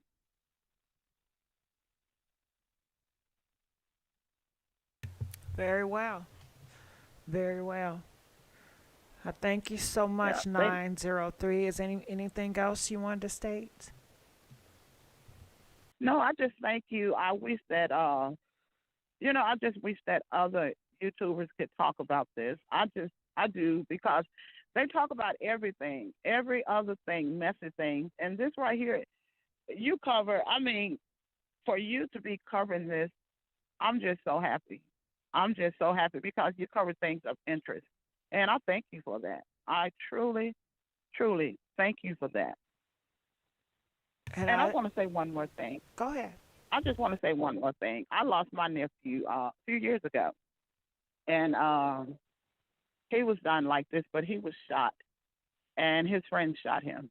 We had the video. They posted the video on YouTube and no, on Facebook, and they were waiting outside of his apartment, and a lot of important people was involved in that, and he was murdered. And my sister, she never did got justice for that, for his murder. And right now, we're still working on that. But she never got justice for her son being murdered. I would call out the name, my nephew, and where it happened at, but I'm not going to do that because they're still investigating it. But I just thank you so much for what you're doing. And I thank you as well. I thank you for calling in and expressing your concern because that's also a lack of. You talk about the YouTubers not covering this, but what about the people that's actually, voicing their opinion like you? It's a lack of you out there as well. So I Yeah, I appreciate think we you need to for march. speaking out. I think we need to march. I really think that there needs to be a noise so loud that the world can hear it. And her name needs to be written in life. They need to hear that. They need to know that even though Shanquella is not here, that her voice still lingers. And we need to talk about this. This is something that really needs to be talked about. Not politics, not politics, but this young lady's life because she's not the first and she won't be the last. And if we don't start making a loud enough noise, who's going to be next? Who is going to be next? Because it's showing you that women are not safe. Femicide, meaning that women are not safe. We could get beaten and nothing can happen. So we need to make a noise about this. I thank you. Thank you as well. Appreciate you. Well, we're going to let you go at this time. And I just want to give a big thank you to Karen. Karen donated $10, and she says thank you for reporting on this. So I just want to say thank you. Moderators, please say thank you to Karen and everybody else that donated. Okay, we have some more callers. At this time, I'm going to ask everyone to like this video. If you have not yet liked this video, please like this video. Please subscribe to the YouTube channel. It motivates us to continue to talk about this topic. Okay, so let's go on to caller 212. You're live on the air. 212. 212. You're live on the air. Okay, so 212. We're gonna put you back on hold. Calling from 718. You're live on the air. 718. Hi, yes, how you doing? I'm doing pretty good. How about yourself? I'm good, I'm good. I just want to talk about, like, there seems to be a pattern with young black people going out, because the last lady talked about the lady that was in the freezer about a year ago. And I feel like there needs to be a bigger conversation about our community, the black community, and being compassionate and having sympathy for one another. I feel like these kids are growing up now and they don't have that. And that's the reason why these things are happening. They're growing up in this social media world where everything's about me. What am I doing? What am I looking like? What am I focused on? Whatever. So they're not even able to look at another life and equate that as a life. You know, it's just a thing that was done. It's just to be able to just put videos online and for everybody to be able to see it and comment and everything, like 20, 30 years ago, like that wouldn't be something that was done. That would, you know what I mean? That would be barbaric in our eyes. And I just think that as a community, you know, on top of everything that's going on in this case, we need to look at it bigger and really care about each other and you know, talk to our children. It's not okay to be desensitized by these things. It's not okay to watch fight videos online and laugh. You know what I mean? And I think that the way that this has been changing in our community has caused a lot of these situations where, you know, she had not one friend on that trip. There was not one person that was looking out for that girl's life. And you can't call yourself a friend if you're watching your friend getting beat up and you're videotaping it. You know what I mean? So where's the compassion? Where's the community? Where's the love? You know, and I think that that's something that as a community, like you said, it's not just on the YouTubers, it's on us to talk about in our homes and, you know, on Facebook or whatever social media you have, but also for YouTubers like yourself who, you know, do focus on these type of things to, you know, have that kind of conversation. Like, you know, we have to start caring for one another. Beyond all of the, you know, what happened in Mexico and what's happening here and what's happening there and what hasn't been, you know, done, we have to look at the fact that all these people were African American. They all went out together. They all were supposed to be friends, and one did not come back alive. And one of them are the reason, or all of them are the reason for that. And as a community, we can blame and we can, you know, fight with everybody else for everything because something should be done. But we have to look insular and say, okay, what's going on in our community that this is being allowed to happen? And that's all I really wanted to share. Very well. I just want to say thank you for speaking out. Okay. Thank you. Anytime.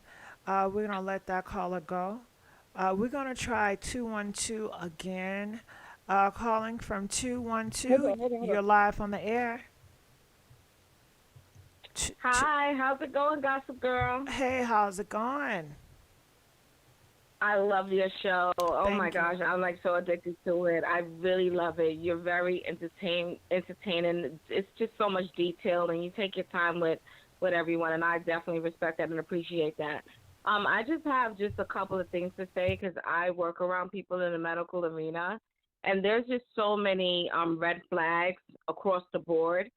I do remember seeing a photo of her asleep on like a turnip outside, and she looked as if she was like passed out. I think it was the night of the party or after the party, or it looked like she was.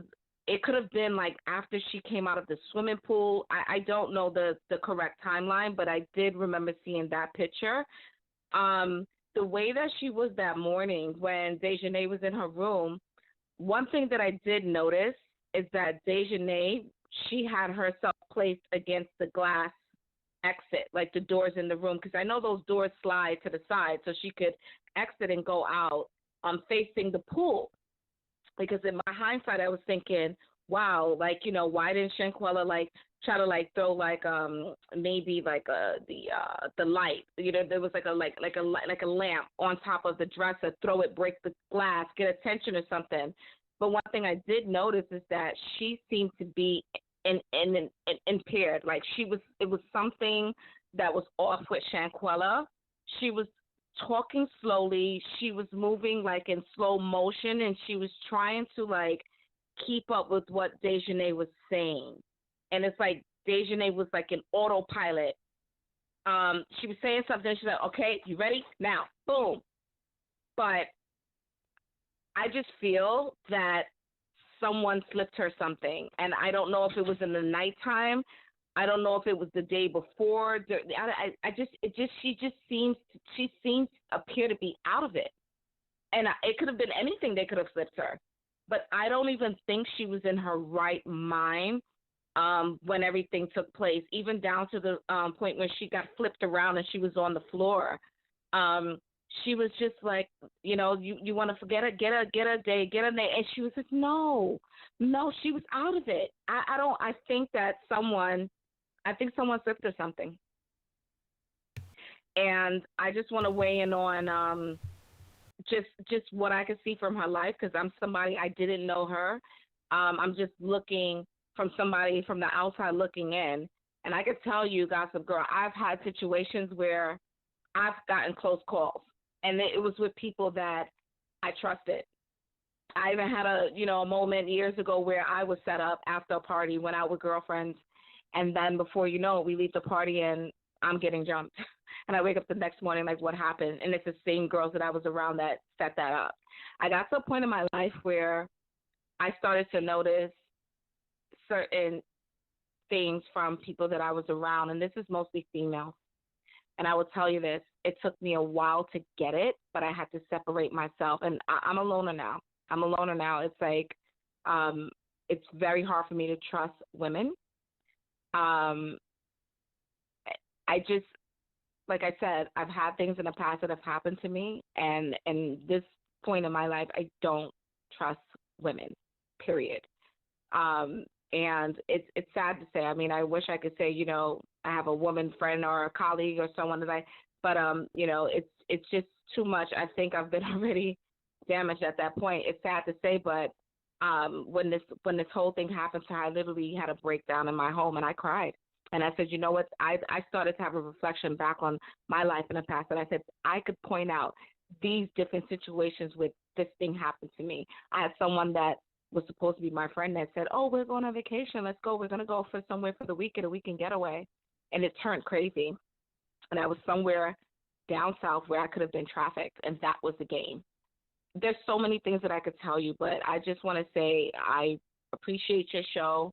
It's sad what happened to Shanquella, but I'm pretty sure that she's going to be the poster female of jealousy, women, envy, hate, conniving friends, people you think. She's the poster girl for that. And God bless her heart, God bless her family, and that's all I have to say.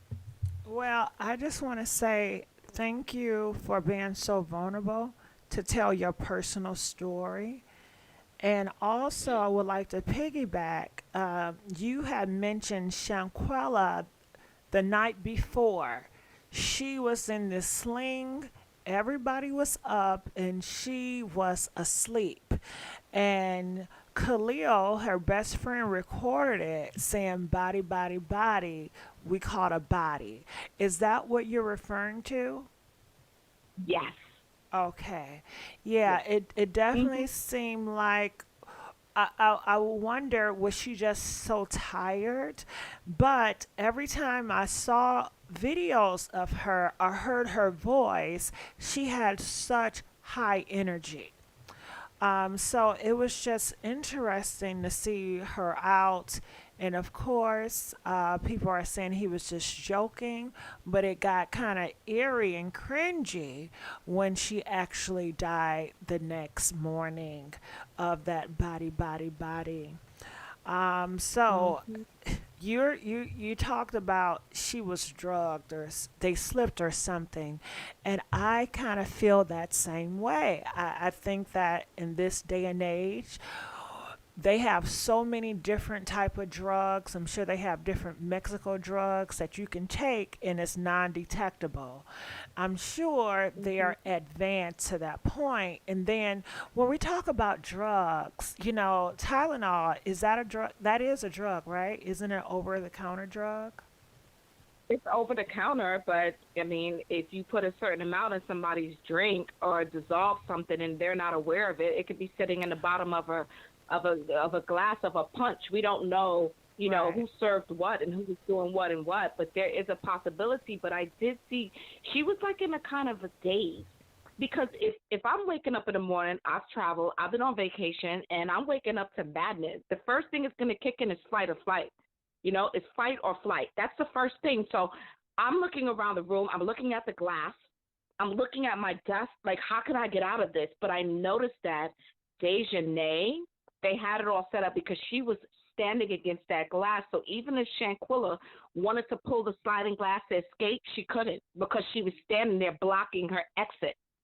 And then the next part I was thinking is, oh, there's a lamp on the desk. Shanquella could have thrown it through the glass, the sliding door, and made some noise. But if you're in a daze and if you're not coherent and if you're out of it or if you're drugged, mental capacity, you're not going to be thinking of all of these things. Fight or flight is not going to kick in. It's going to be delayed. Yeah, it was. It was definitely delayed. And now that you're talking, I'm pretty sure before they started to record, other things happened where maybe Shanquella did try to escape, but they say, nah, Mm. ain't no escaping, girl, ain't no escaping, just take it. Just take this ass whooping, get it over with. It ain't gonna be too bad. Just come on, just do it. And you have to remember as well, there are all these grown adults that were surrounding her with video cameras in her face Correct. while So she couldn't while escape she even doesn't if she have it. wanted to. Yeah. And I would, Dejanay, look how she was standing. Her back was against the escape. That's the only way that she could have gotten out of that space because she had a sliding door which led to the outside of her room, which was like a jacuzzi. It looked like a pool or a jacuzzi there. But that where Dejanay's back was, she was preventing her from leaving, and everybody else was on the other side for her to. So she couldn't escape to run to the other side to try to get away because they were all standing there recording. So they had her boxed in.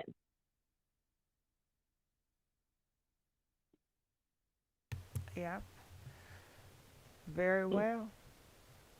Mm-hmm. Anything else you would like to add?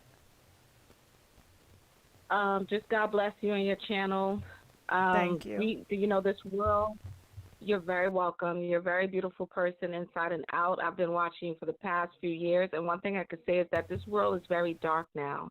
We do have people that still carry the light, but you have to watch the people you're around. You have to watch the people that say they're close to you. Sometimes you have to even watch friends and family. But my thing is like I'm riding this out solo. I just, I've been very reserved. I've known to just keep certain things to myself. And where the world is at right now, it's a very dark place. We do have people that carry the light, And if you're able and you're blessed to meet people that carry the light, then you stay with those people. You appreciate those people. You walk with those people. You keep those people dear and close to you. But it's unfortunate, and I'm so sad that this happened to her. But like I said, it could have been me on several occasions. And I just want to say, I'm so thankful that you can see yourself through her, you know?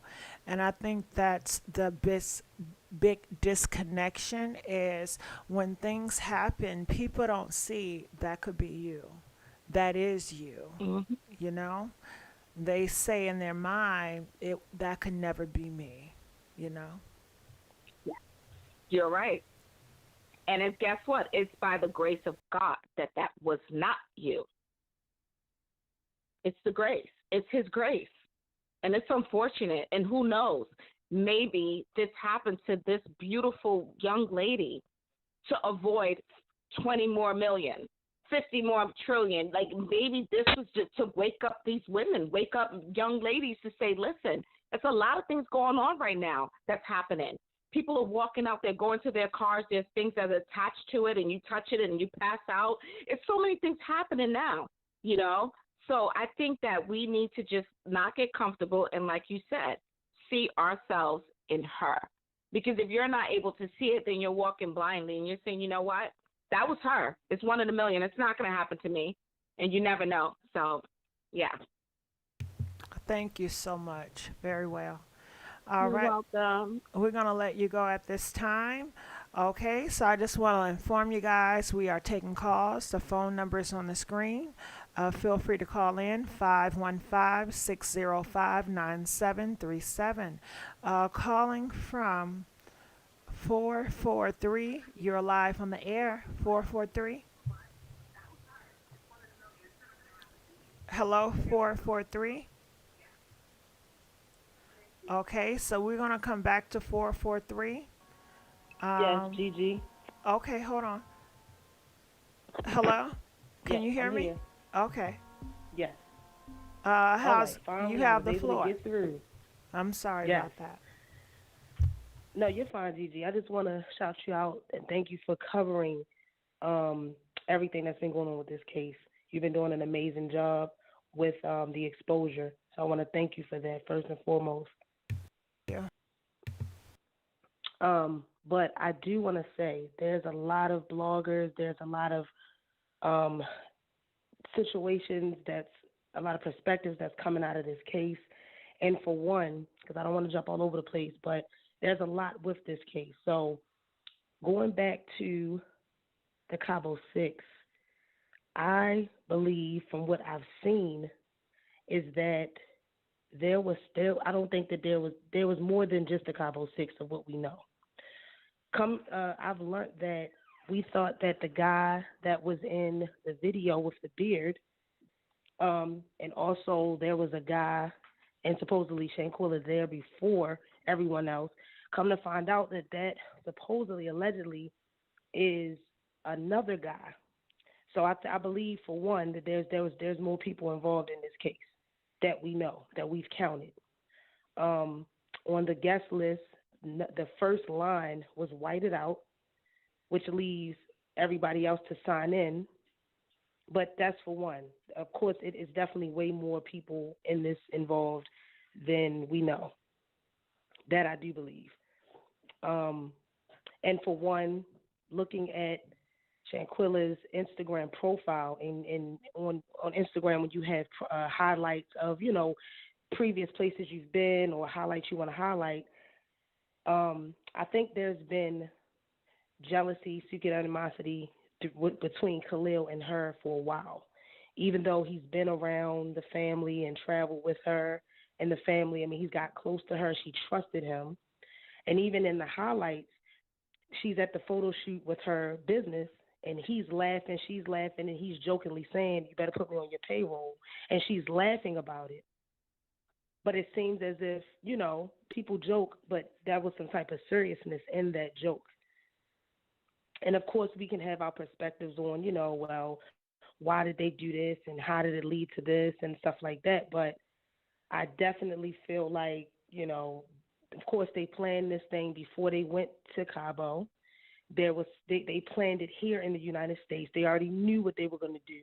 We seen it in the room when they were away from her and they were talking about her, switching the conversation up, but there has been broken down proof that there was more than the CABO 6 of what we know there. And I do believe that. Wow.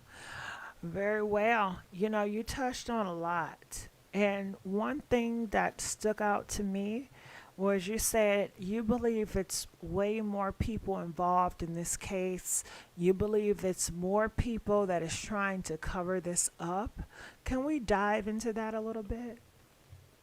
Mhm. Yeah. And like I said, I mean, I'm a big YouTuber, so I always look at various videos and documents of situations that happen like this, and it was very interesting for me to come across that piece of information because for as long as you've been covering it and other really great YouTubers that's really been on top of this case, we've been focused on Khalil, Winter, Malik, Dejan, all of these people, but there is from the accounts of the updates recently of what the concierge and the chef has said.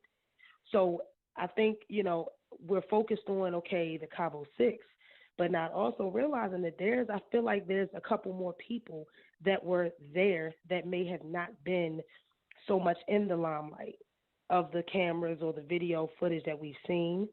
And also, what stuck out to me was that guest list. If you're on vacation and everybody's supposed to be signed, whoever signed what, it doesn't matter. But that first line was whited out. That's suspicious. It doesn't make any sense. Who's that? Who's that number one on that line? So that right there is kind of like, it's kind of sketchy. But then also, them planning this. And because stuff happens, but this right here is this is deep rooted. This is luring her to Mexico because they knew, and this is from sources of what her family said and what her sister said. Her sister was the fighter. Her sister, was more of the protector. Shanquella was not.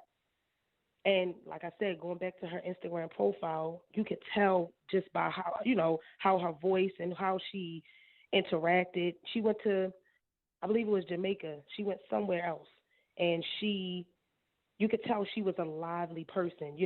That's how she was, and how she was in Cabo. That's how she was straight out. So she's the consistency of who she is. Want to have fun, love to travel and stuff like that. You could tell. She just innocent. Wasn't thinking about anything. And then the fact that she trusted in Khalil, and this is somebody that's been around her family that knows a little bit more than than them. Even hearing that she wasn't even supposed to really go on this trip because she had another trip with family the next week. So that really makes it, kind of hard. But it's a lot of holes, and it's just a lot with this case. And being a young black female, a young black woman, it's very deep. And I hope that everybody else, understands that this is serious. Mexico is very corrupt. They are not honest.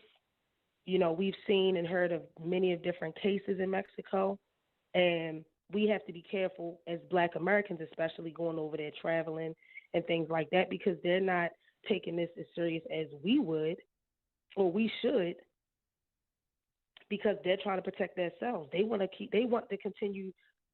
to continue to bring money over there and vacation and spend money in Mexico, but then you have to be careful as an American to go over to another country, and now you have to make sure, okay, well, are they going to take my anything that happens to me seriously? So it's kind of, this is deep, but there's a lot of things that I've noticed through different reports, looking at different news reporting, looking at different bloggers and really breaking it down and seeing that, okay, I think by us listening and hearing it, we're focused on certain things, but we have to realize, hey, maybe it was more people that was on this trip, because this was Dejanay's birthday. And you know what I mean? I don't think it was just the Cabo 6. And I believe, of course, even with the autopsy and the damages and the things that they said were, were visible, it's definitely more to that. That video that we see, that's not it. And everybody failed her. The nurses, everybody failed her. Even to the point where Dejanay allegedly contacted the concierge and was texting him and, oh, we need an ambulance and we need medical assistance. It's just like, and then say, oh, we don't need it anymore. Like it's just a lot of, it's just a lot. It's a lot of mess. It's a lot of confusion. They're able to manipulate the concierge to come, and then when he comes there and he sees what's going on, and then he steps away, and then he hears them laughing, all of those things, it's like it just doesn't add up, and it just doesn't make sense.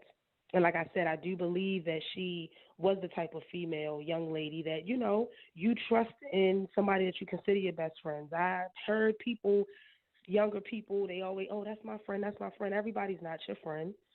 But to the point where, she was that type of person where she was a kind person. She enjoyed and, loved to travel and very ambitious and loved life. And, sometimes you think everybody around you is that way when that's not the case.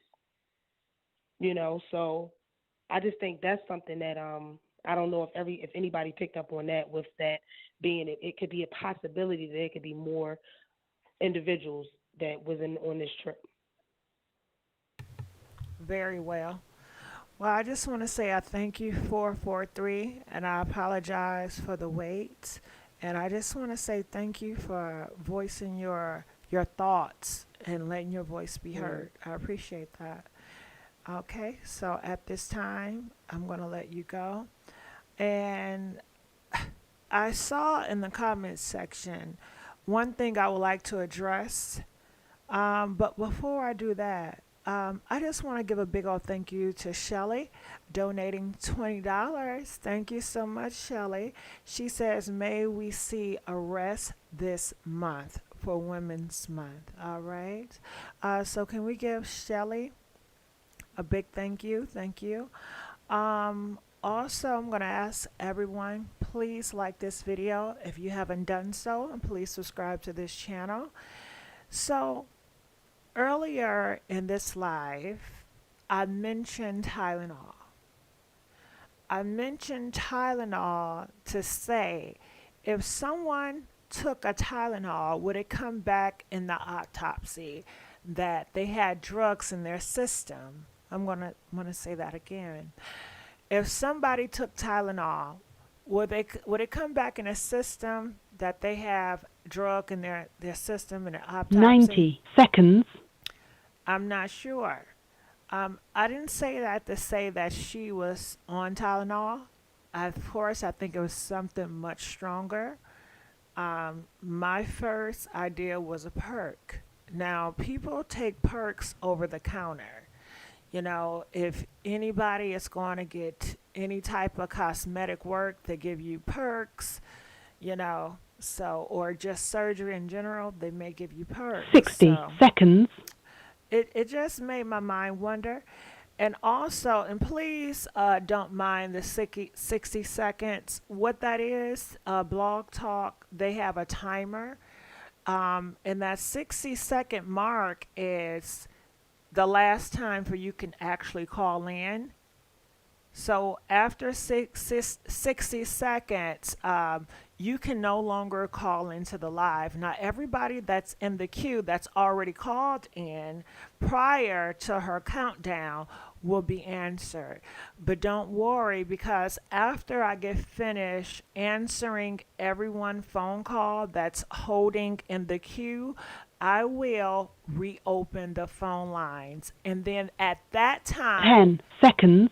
At that time, you will be able to call in. But right now, after 5, 4, 3, 2, 1, you won't be able to call in right now until I reopen the lines.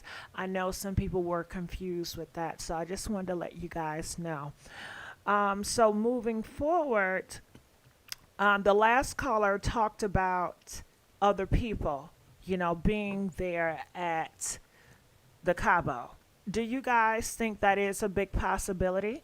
Now, I've never heard what the last caller said. She said that on the guest list, when you sign in to write your name to the Airbnb, at the top, somebody name was scratched out or white out. Is that strange to you guys? Can we get video footage of people that came in and out? And I'm thinking if it was video footage of people in and out, wouldn't they have already released that? So I'm thinking it's no video footage of the Airbnb, around it, seeing people come in and out. And hotels, they have cameras, right? Even your house. I know some of you guys have a house or an apartment that you have cameras. You can put a camera in front of your apartment door just for security purposes.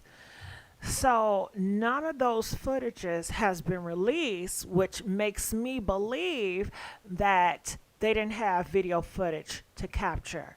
So that gives it an open window that, of course, people that was coming there for Dejanay's birthday did not fly with them. They flew in at a different time. They may flew in it late at night. Who knows? I mean, after all, this was a huge place. This is a huge palace. So it could be other people came. We don't know that. It is speculation, but it's something to consider considering they have yet to be caught. You know? Okay, so I just want to put that in the air, and I'm going to take some more phone calls. Calling from 413. You're alive on the air. 413. Hi, Gossip Girl. How are you? I'm doing good. How about yourself? Hello? Yes, can you hear me? I'm okay. I can hear you. Can you hear me? I can hear you very well. Yes. Yes. I have not listened too much to a lot of the YouTubers, but I've listened to enough to say that it's difficult to follow the case with so many YouTubers covering with so many different theories. Too many red flags is in this case. I've been in and out of watching various things of what took place, and it's just kind of hard to pinpoint any one thing. But I'm going to stick with my own theory, and that is I would love for the parents to exhume Shanquella's body. First of all, the organ harvesting for Black people was so great.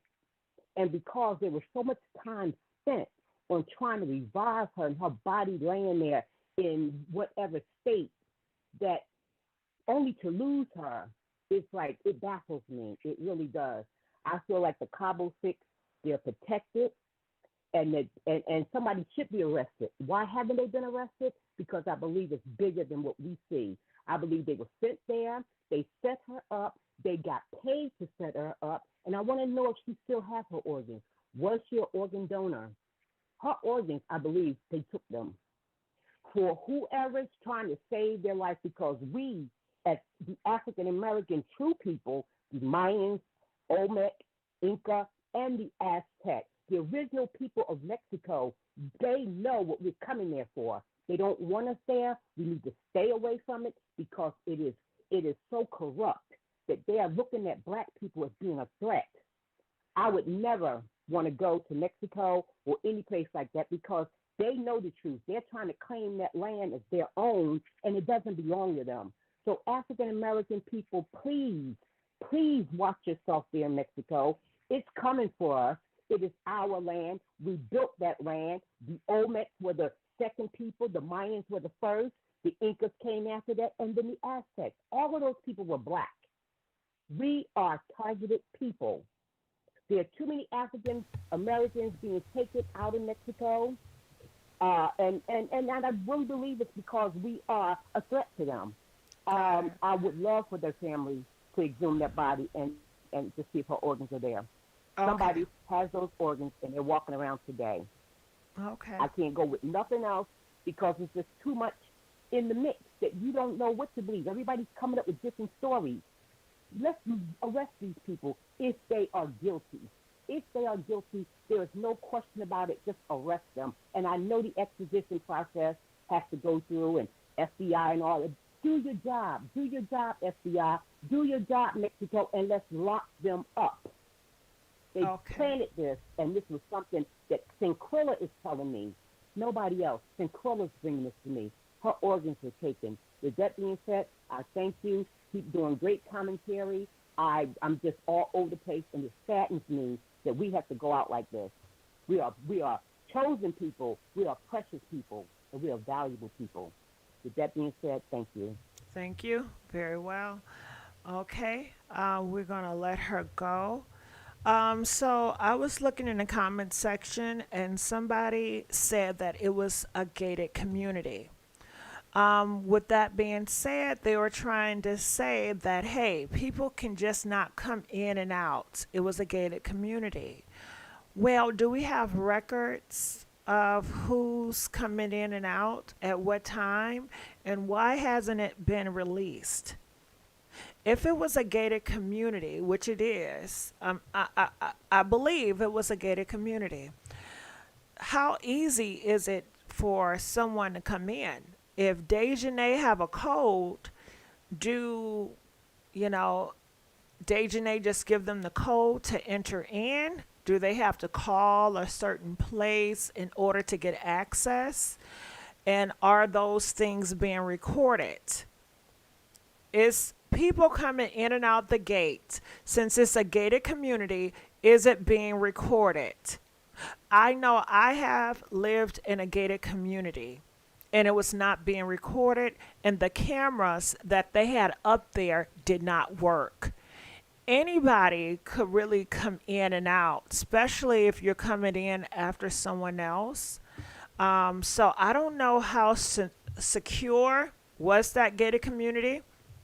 And if it's a gated community where they have records of every single person that goes in and out and at the time. I'm not sure, but that would be very good information so we can know exactly who came in and out. And at the same time, will they get everybody's number that's coming in? Because sometimes they just get the driver.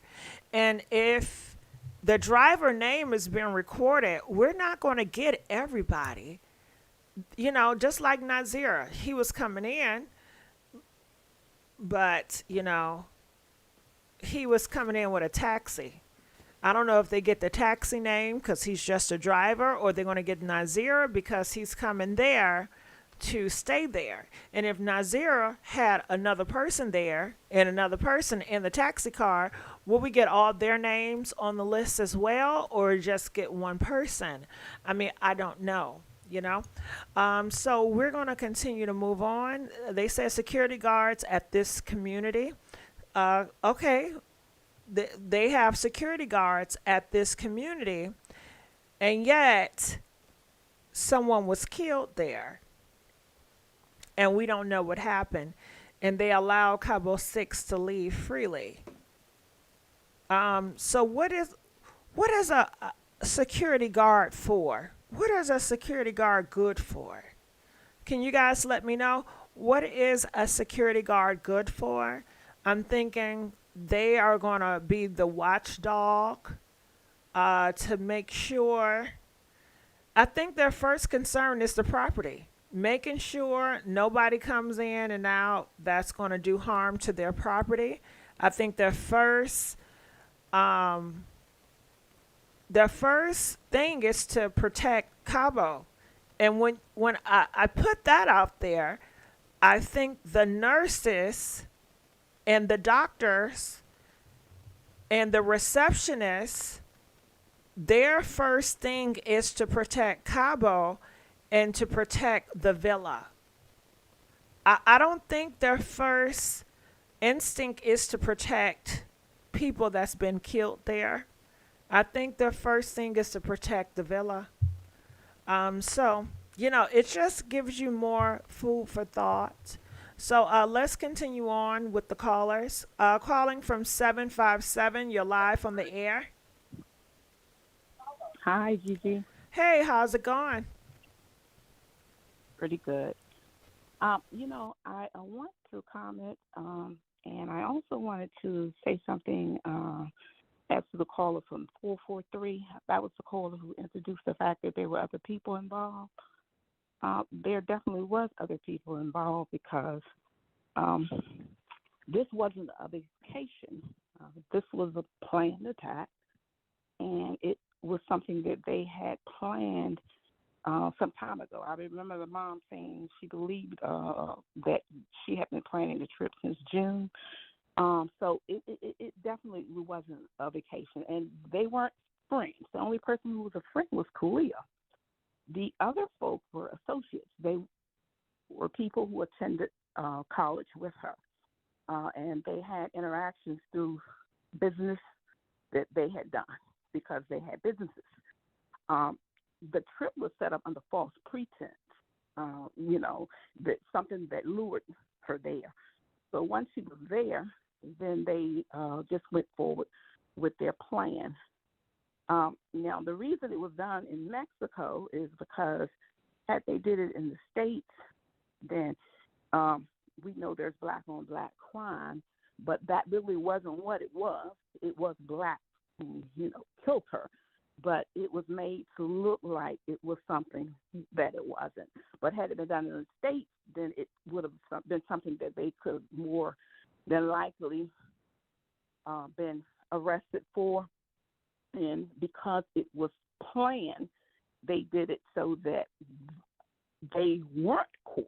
And that's the reason why this is going through taking as long as it's taking. But there were definitely other people involved, including the medical personnel, and including the doctors and all of them. She said that there were names on the list.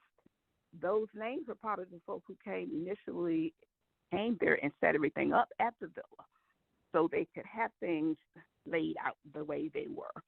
I remember the later coming out with evidence saying that concierge and the resort worker at the villa said that Shanquella looked very uncomfortable the night that they were first there having the meal that the mom spoke about. She said she was eating tacos, is what the mom had said, to Nancy Grace and the other folk that they had spoken with. Now, you also hit on something, Gigi. When they did the autopsy, no drugs were found in her system. However, there are drugs that people can use, slip folk that are not detected, and they use them for that reason. Now, once again, we're talking about something that was planned. So, of course, they would have used something to intoxicate her with that was not detectable. So that's one of the reasons I don't think they found any drugs in her system, even though sometimes, depending on the amount of drugs, it's not large enough for them to trace. It has to be a large amount.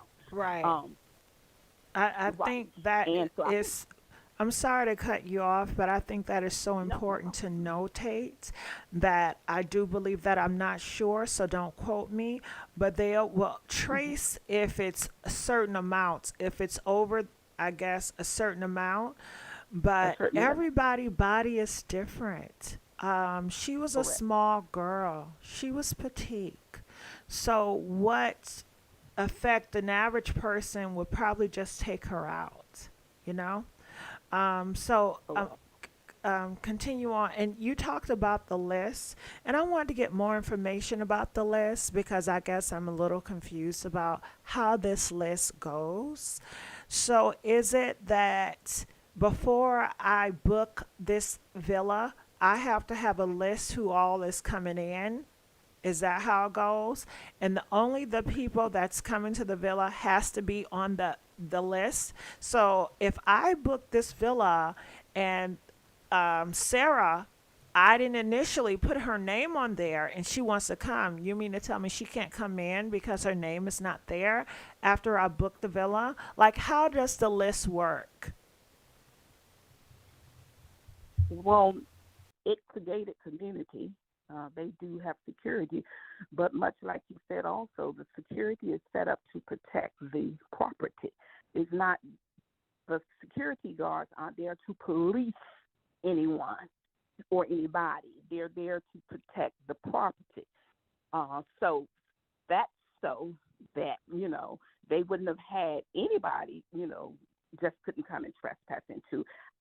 They were familiar with who was was going to be let in and out of the property. I mean, they knew who, was expected to be there. Now,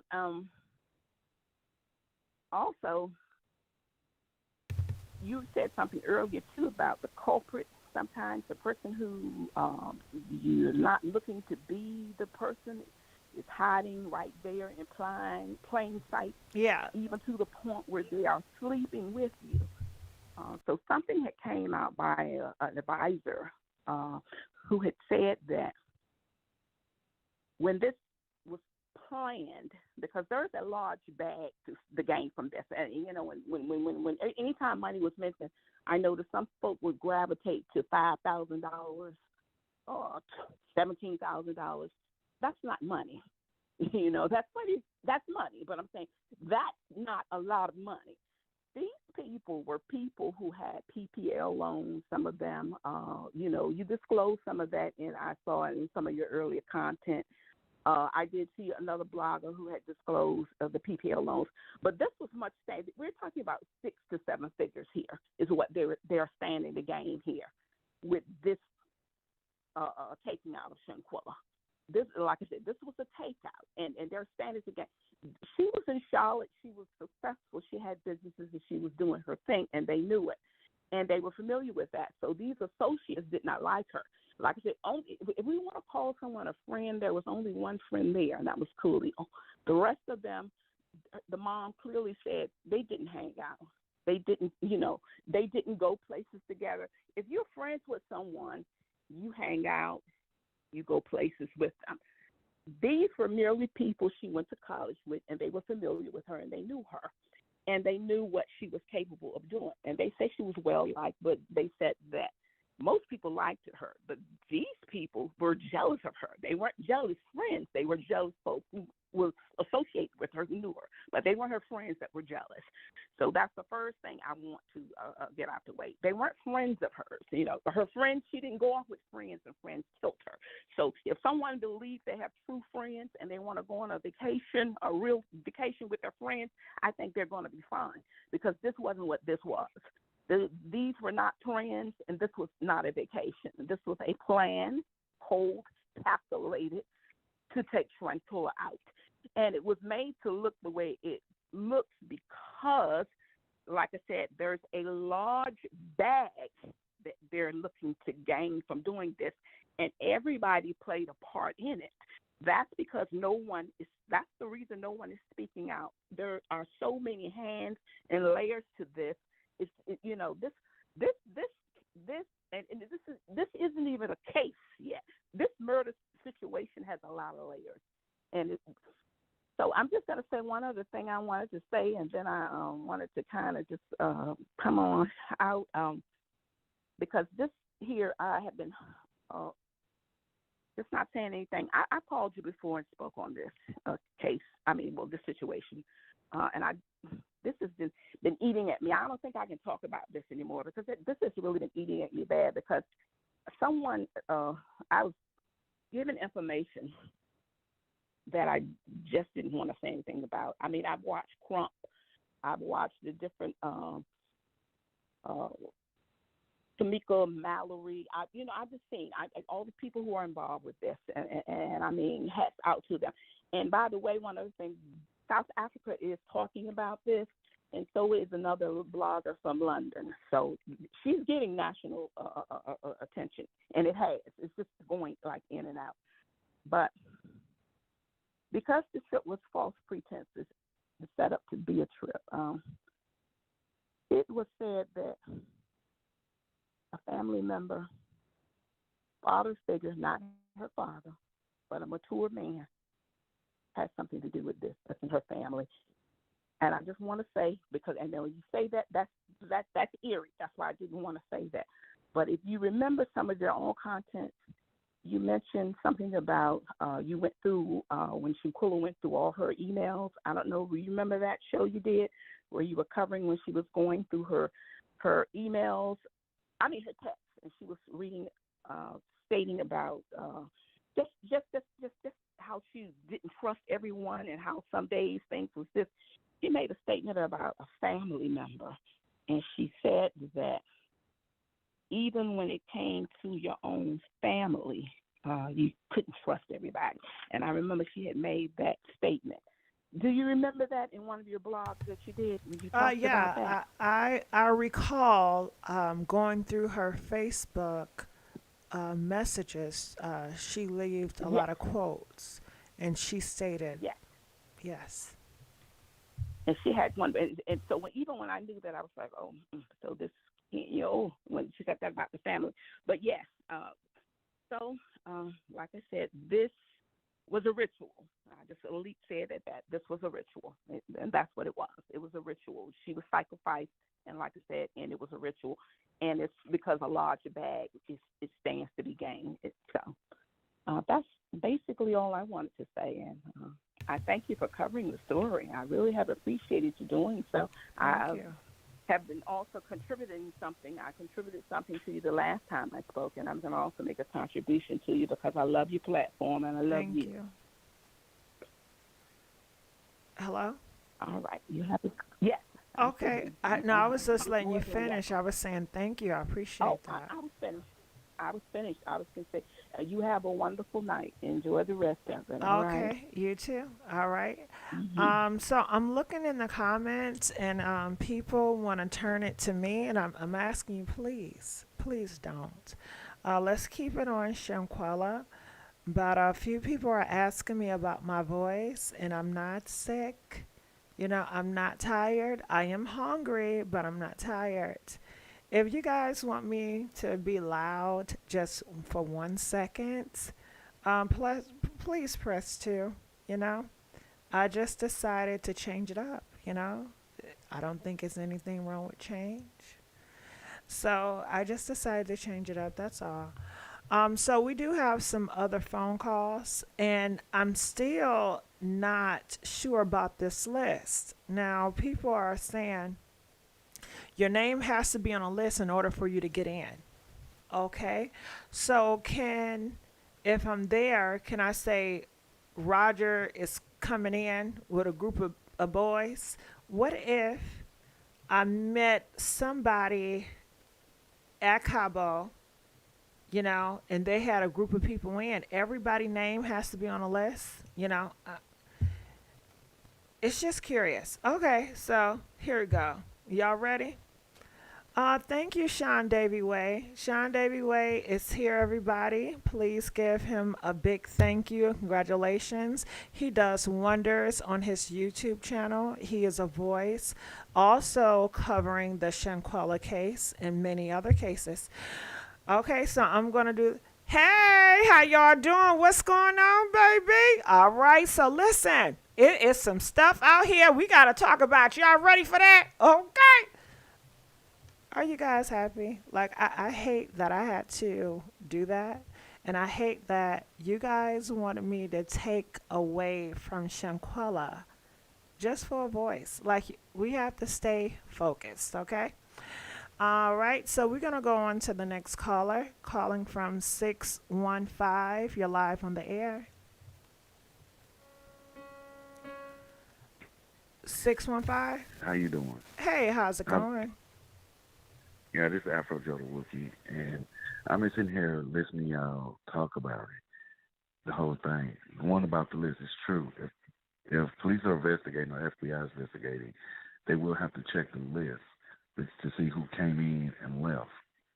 Two, the last caller talked about security. She's right. They're only there for protect the property. Because I used to do security, and they can't do nothing. Just because you see them in a uniform with a little badge on them, they're not police. They have no authority over nothing. They can't do nothing except, hey, break it up. That's it. That's all they can say. They can't hold nobody. They can't do nothing. So when people say that, why ain't security do nothing? Because they can't. They can't sit there and do nothing to help Shanquella no matter what. No matter what, they can't even save her life in that matter because they don't have no authority. Doesn't matter what country, they have no authority, no matter what. Even if people say, well, security should have did this, security should have did that, they can't. They have no authority. And I wish people could say, well, they should know no authority. They only there to sit there and look pretty. They're just pretty much like as a lawn ornament, just there to look like a lawn ornament, pretty much. They can call the police and let them handle it, but the closest they can do anything about this if the police give them authority to do something. That's the only time they get authority is when the police can give them the right to do something. That is not a lie. But that is the truth. They can't do nothing unless the police gives them authorization. Hold the suspect for me while I do this. Do this for me while I do that. That's the only time. And security can call the police, but they can't do nothing else. Only time, like I said, only time they can do anything is when an officer, authority officer, like the police, can tell them to do something for help. And plus, I called last time, and I was trying to tell you about a YouTuber that was talking about it. The case is Tessa Tales. Tessa Tales been covered, and she's been having a lot of information too. And from what I'm understanding now, the U.S. government is safe. You know what? We're gonna go on and do this anyway. We're tired of waiting on Mexico. We're just gonna go on and do it. We're gonna investigate ourselves because we're tired of waiting on them to do this.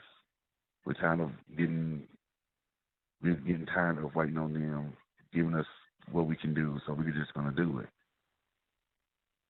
And that's how it is. They're getting tired. So they, from what I'm understanding and from hearsay, the U.S. government is going to now try to start doing their investigation on the CABO 6 on what happened. And I do agree they do need to do a second autopsy because anything like some autopsy do get messed up. It can say one thing, but when you do another one, it can say another. So I was with the chat saying the second autopsy needs to be done. But it's up to the family. It's up to the mama and daddy to do that.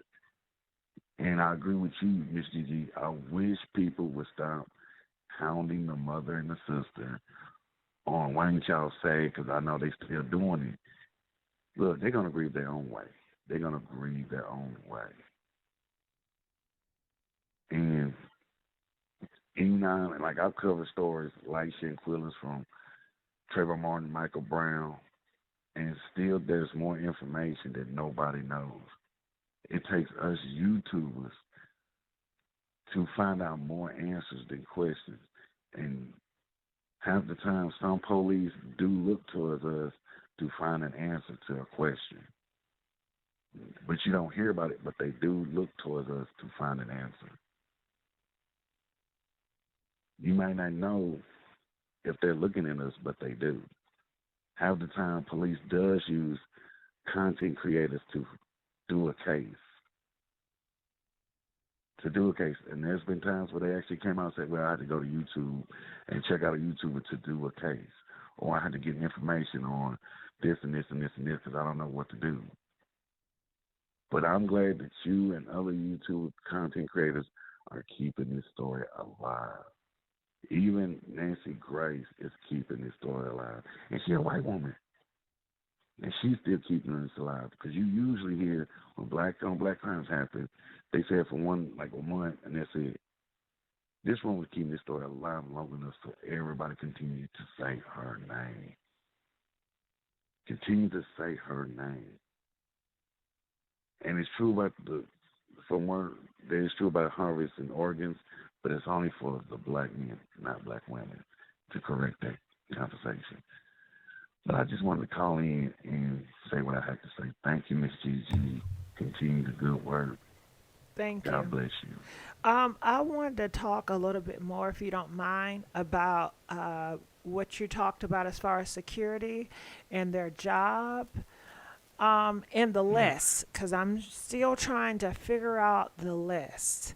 So the list, if I was staying there at the villa and Amber and two of her girlfriends came, so Amber and two of her girlfriends had to put their name. I would have to put their name on the list. No, they would, because if you sign anybody into a villa, they look at it as temporary. If you're inviting somebody into a villa or a gated community, they will have to sign in. It's protocol through the community or a hotel. They will have to sign in. You can't sign in for them. Got it. Now, everyone is going to, sorry to cut you off, is everyone going to sign in? Because I went to different apartments and I had some people in the back, but because I was a driver, I just gave my ID and I signed in, but the people in the back did not.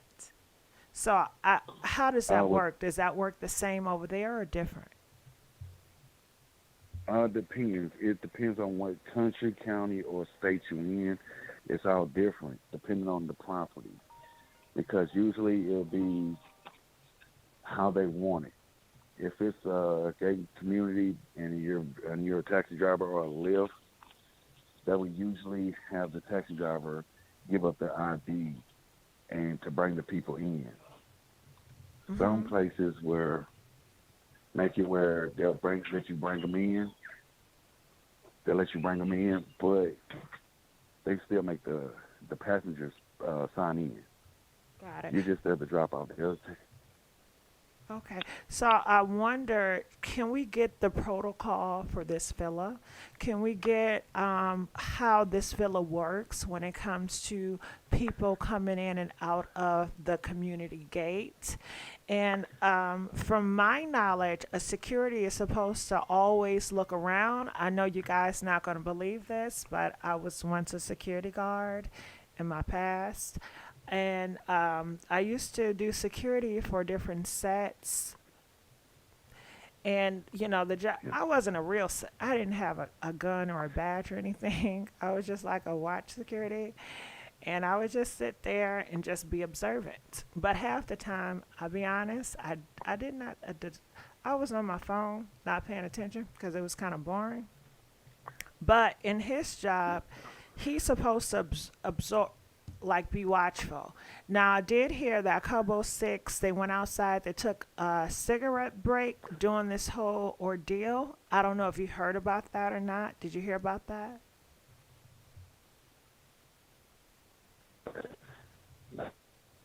Hello, I can't hear you. Yeah, I said I'm hearing about it now. I'm hearing about it now. Time I've heard it. Hello? Yeah, the phone is breaking out. Like it's breaking No, in. no, no. I'm sorry. I can't hear you very Yeah, I'm well. sorry. I'm sorry about that. But this is the first time I've heard it. If you About hear me. Cabo Six taking a cigarette break or a cuddling up Yeah, outside to try to figure out what's going on. Like I said, I don't know yeah, how true that is because so many people have said so many things, but I'm assuming yeah. from the morning till like one or two, they were trying to get their story together. Story. Yeah. That's the first time I heard it. If they was, then they can. Okay. I'm sorry, but I cannot hear you, 615. We're going to let you go at this time.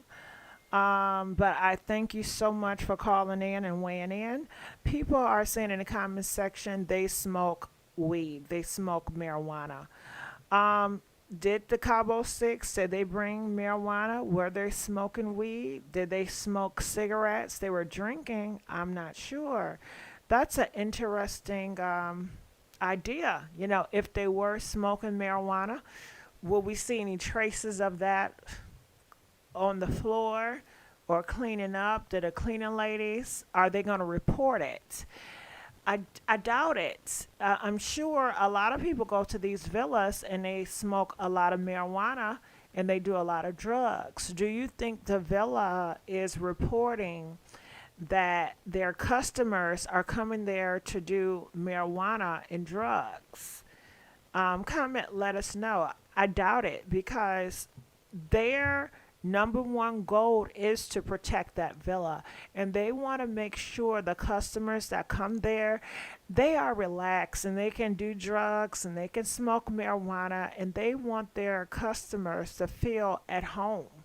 So I doubt if they, tell authorities, hey, we did find marijuana, we found these type of pills laying around. Because I think in the beginning they were trying to cover it up as well. So that is interesting to note. Let's go on to the next caller, calling from 813. You are live on the air, 813. Hello? Hey, how's it going? All right. Hi, Gigi. Hey. Thank you for taking my call. My name. Do I give my name? You know what? That is definitely personal.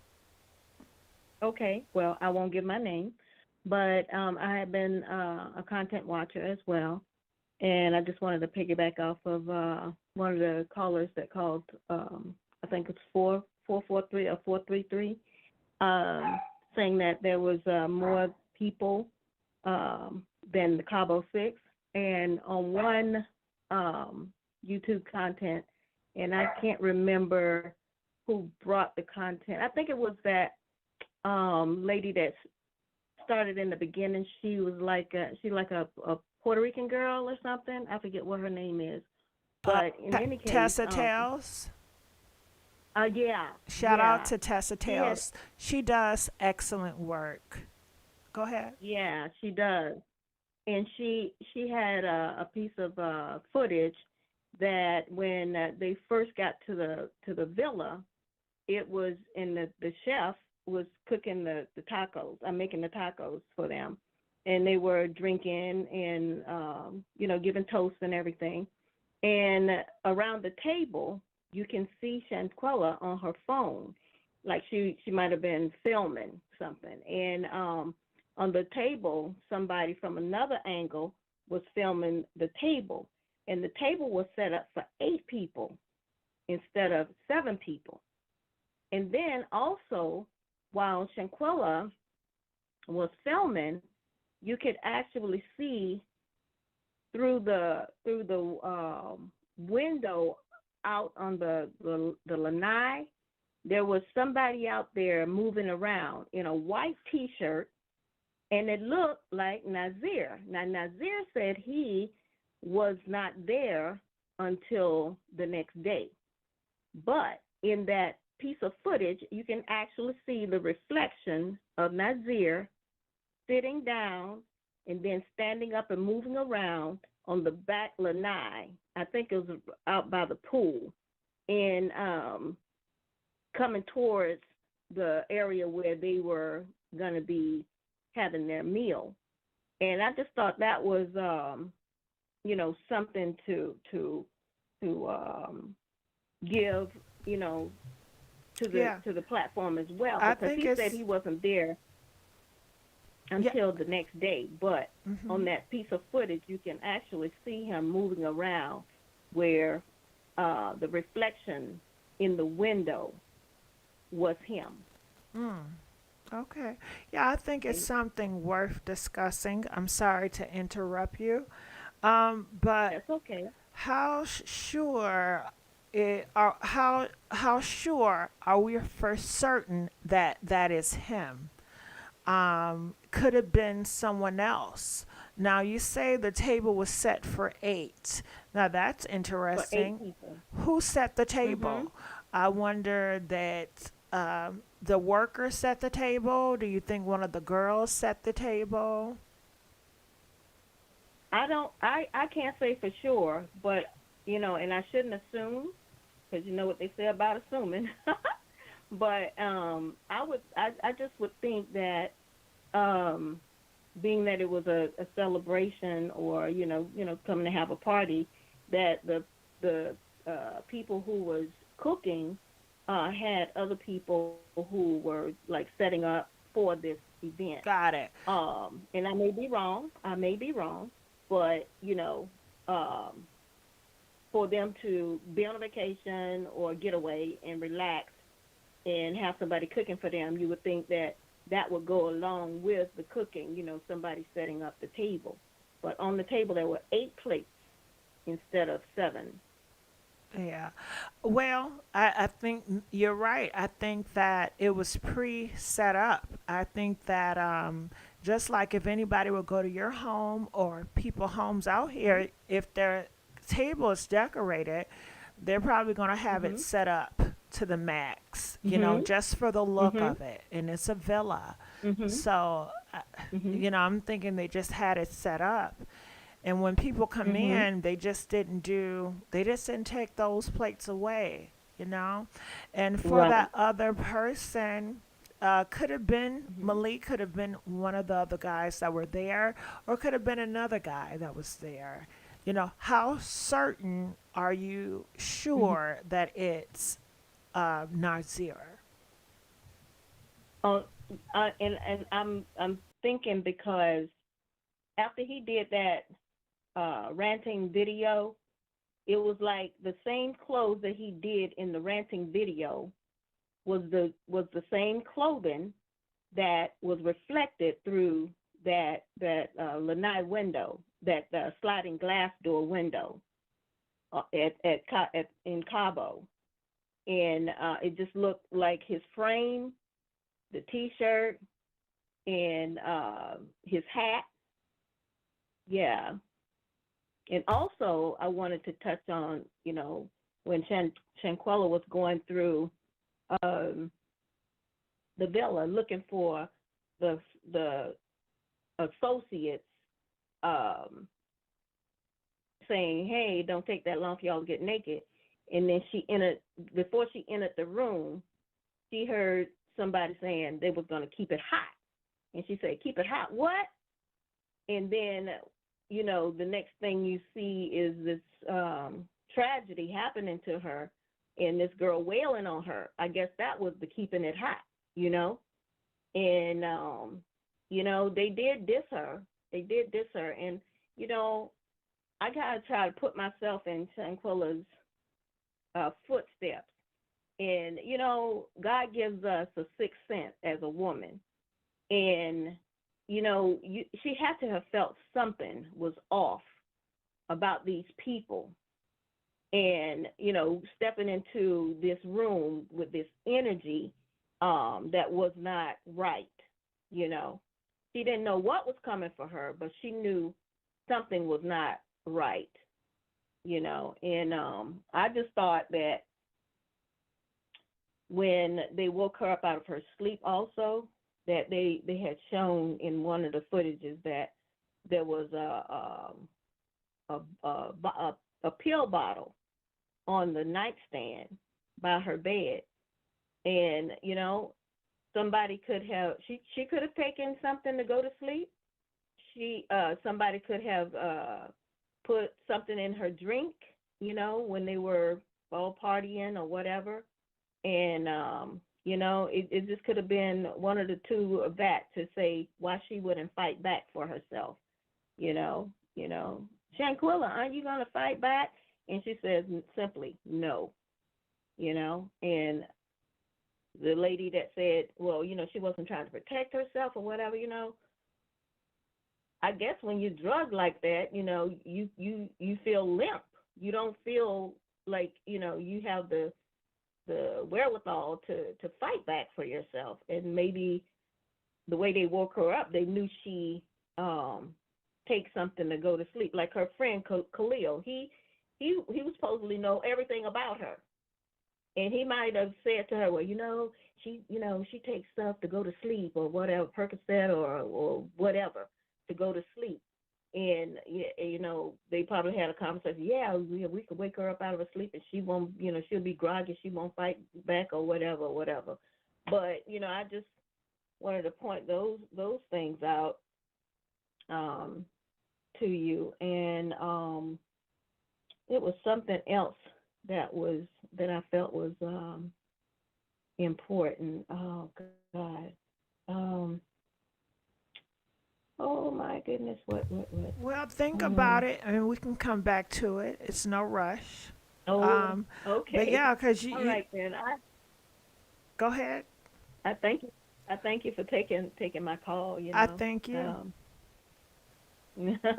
Well, I really believe that you're doing a service here, and keep up the good work. Thank Shout you. out to you. Shout out to all the people who does content on Shanquella, and we will keep her name alive. I'm always saying her name. People who don't even keep up with it or whatever, and I say, hey, did you hear about the girl that died in Cabo? And they say, no, what? And then I tell the story. And they say, oh, man, that's a tragedy. Yeah, I say, it's all over YouTube. I don't know how you don't see it or whatever. And then, maybe they'll go to there and make a comment or get on a platform like this and, maybe they saw something that I didn't see or you didn't see or somebody. Because, a lot of different eyes been on all these content. And every time somebody's eyes get on there, they see something different. Something that could help the FBI. Hasten this case, and I just wanted to, give a shout out to yourself, to who's the girl? Tell her what's her name? Tessa Tales, I believe. I hope I'm saying Tessa. her name right. I believe that's right, Tessa Tale, Fumi, Deja Lee Boyd, for her, keeping it alive, and all the people out there that's keeping it alive, and it's another content person. He calls himself Black Okay. somebody. Right. Okay, we don't want to get too much. But I thank you so much, 813. I really Yeah. do. We got some other Yeah. callers we got to take. All right, so at this time, All we're right. going to let you go. Just to piggyback a little bit about what you were saying about Nazir, she believes that he was there prior, him saying that he was there. She believes that he was there the night before. I don't know. I don't think I need more information. I need to see a face or something. She said the clothes were similar. They had on the same shirt, the same build. But a lot of black men wear the same type of shirts. I don't even know what shirt he was wearing, but a lot of black men, they wear the same type of shirt. They're the same build. So I'm not that convinced, but let's go on to the next caller. I just want to say thank you, everyone that's in here. Your patience is appreciated. And everybody that's calling in, your patience is appreciated. I thank you so much. Calling from 757, you're live on the air. Hey, how you doing, Gigi? I'm doing pretty good. How about yourself? I'm doing great. I think it was 8 people there because when you see the fight, it's a table on the other side of the bed, and there's somebody bent down, got on tights, and that was a female. Last up. Now Dejanay's friend said she didn't go, but I think she did. Joya. It looked like Joya, because Joya was that short. Hello, ma'am. Yes, I'm listening. Hello? So my response to Joya, I don't think she was there, but I know you say she was there, and you're saying you saw her in the video. No, ma'am.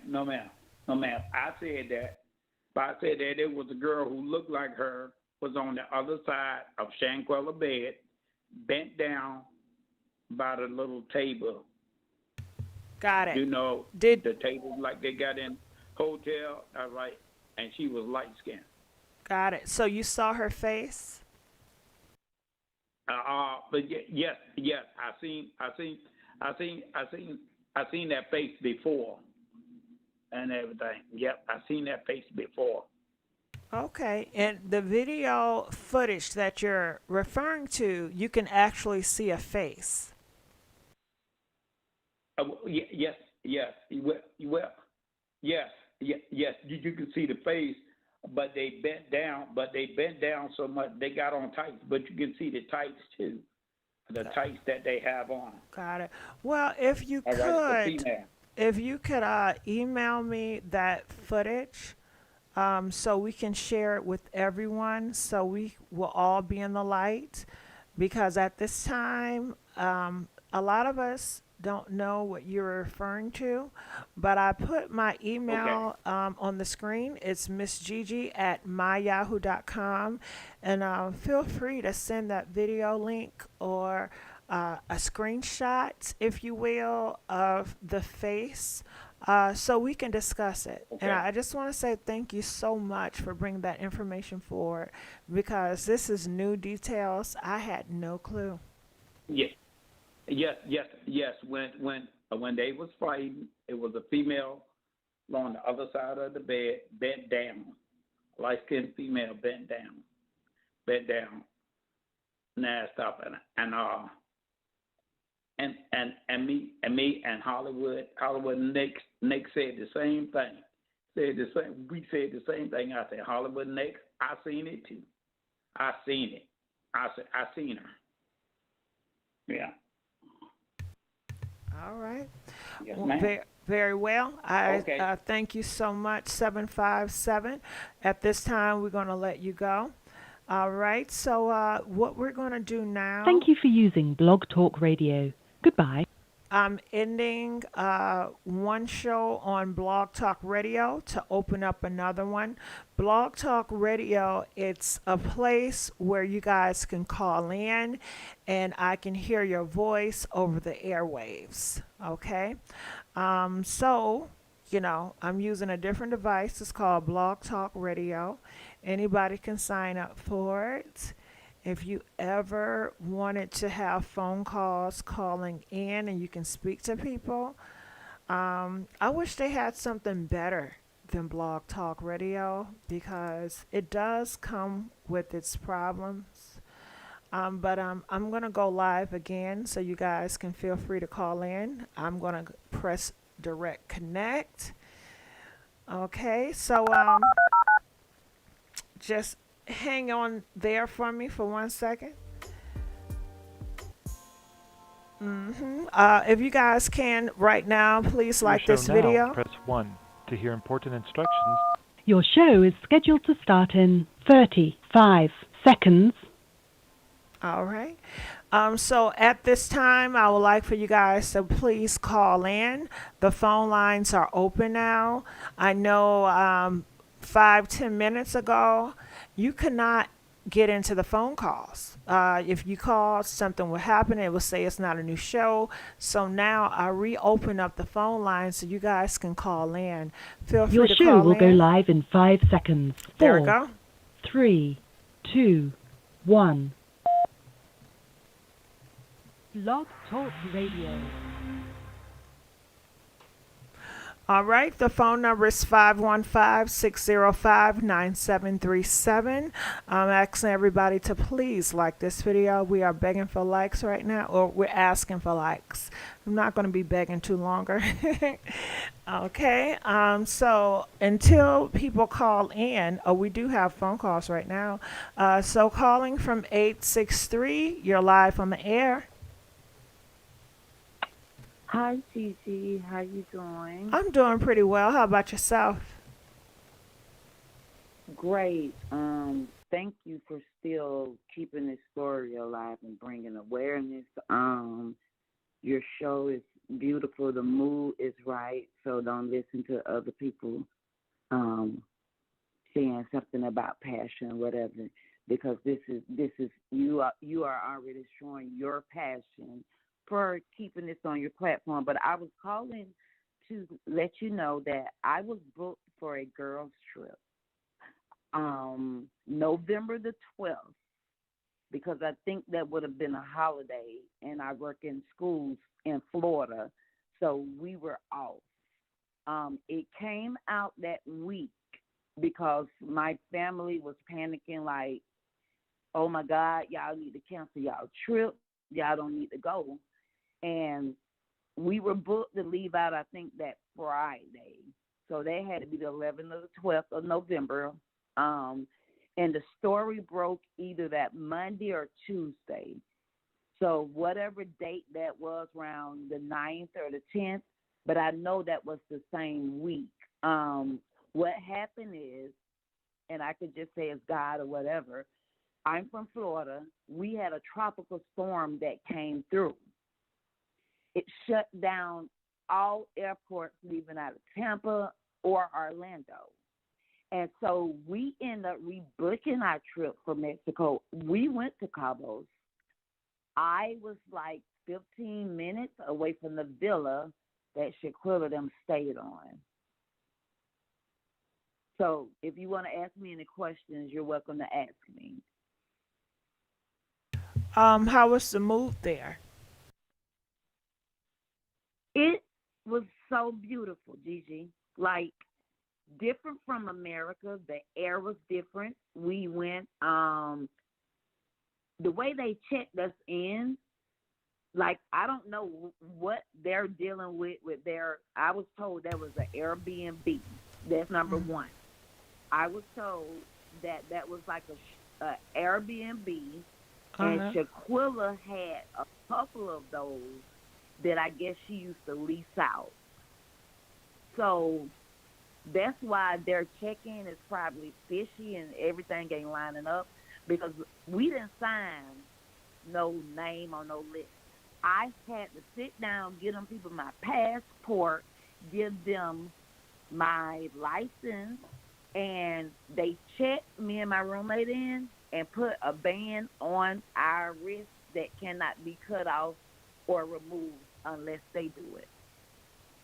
And then they'll assign you to a concierge. I want to go back. I don't care about them 4 people getting kidnapped and stuff. That was they was in the wrong place at the wrong time, and I feel bad for Shanquella or whatever. But Gigi, I'll go back. If somebody was to say pack my bag right now, I will go back. The beaches was beautiful. The customer service, the people are so humble, Gigi. They only make $6 a day, because we was asking them, you know, the resort we stayed in, it had 9 top of the shelf restaurants. We didn't have to leave. We did not leave our resort except to go doing ATVs. Okay. Now, the But tone. I feel very This. bad for. Go ahead.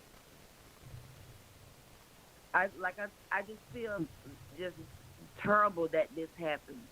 Our culture is already suffering. We don't need extra headlines outside of the brutality and the murder and everything that's going on and the drill music and stuff. It takes a village to raise a child, and I'm in education. I'm a first grade teacher, Gigi, and you know I try to reach out to the young black girls in the 4th and the 5th graders and make them aware of stuff like this, like friends. Everybody is not your friend. You know, you got to be aware of your surroundings. You got to know if, you know what I'm saying, Shanquella had to know that she had an ill feeling about, out of all them 6 people, yeah, she had to know. We're black women. So I feel that she really wasn't rocking with majority of them girls in there. They just went to college together. So we need to keep that in mind. But I remember speaking to the father, Gigi. I had a chance to speak to the father right after it happened, I think, on another platform. And I was just so surprised because I was in the queue. And then they was like, hey, this is Mr. Robinson. And he broke down and he was crying. And he was saying how she's the only child and she was in baton and dance. She was always in something. And what else he said? I asked him, have he heard from any of the parents and Gigi out his own mouth, and I can give you the screen recording, the receipts. Out his own mouth, the man broke down Gigi and said none of them parents had said nothing. And I know that was around December when I called in that show. He said none of them parents, nobody showed up to the funeral, and they had not reached out to him or his ex-wife. No parent.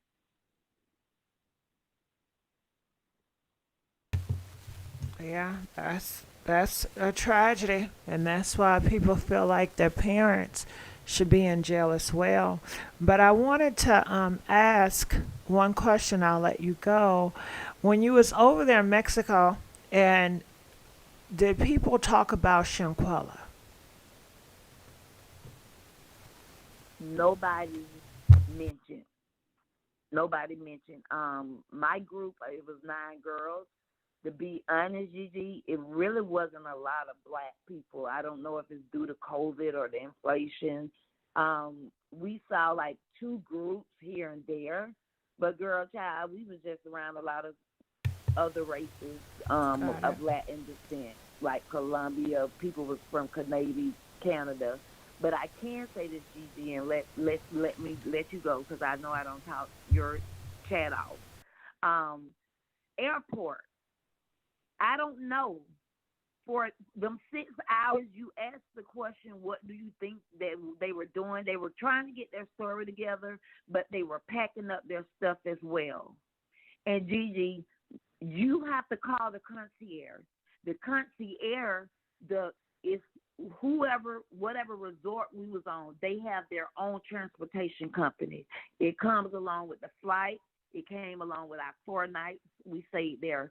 Transportation is included, insured, everything legit. The van hold up to 20 people, but you have to call that concierge, and the concierge has to do everything for you. So to say what I'm saying, after that girl passed away, I don't know if the nurse left and thought the girl was still alive, whatever. They packed up and left that girl body there, Gigi. And I can tell you why the maid did not probably find out till later, because they don't come right in your room like you say in a hotel. They don't be all in the hallways and all that type of stuff. They wait and know when you're gone, and then they'll come in your room. So they probably checked out and left, and by the time the maid went in the room, they were already at the airport. But going through the airport, Gigi, you got to go through customs. Is it okay if I interrupt you? It took us about an hour and a half to process to get to the airport, Right. to get through the airport in the line. Can I make a note So for one second? they dead wrong. CABO 6 is dead wrong when they got on that flight and left that girl body. I don't care if she's still alive or if she was dead. They were dead wrong, and they packed up their stuff. Got it. Okay, so what I'm hearing is that's not what actually happened. I heard the nurse or the housekeeper discovered her body around 12 o'clock, and they were there. And then the housekeeper informed the girls, hey, your friend is here and something is very wrong. And then that's when they called the doctor and things. That the CABO 6 didn't leave until after the doctor showed up. Okay. That sounds right. Mhm. I agree with that. But Okay. love you, sis. Keep doing what you're doing. Thank you. I Keep bringing appreciate it. God,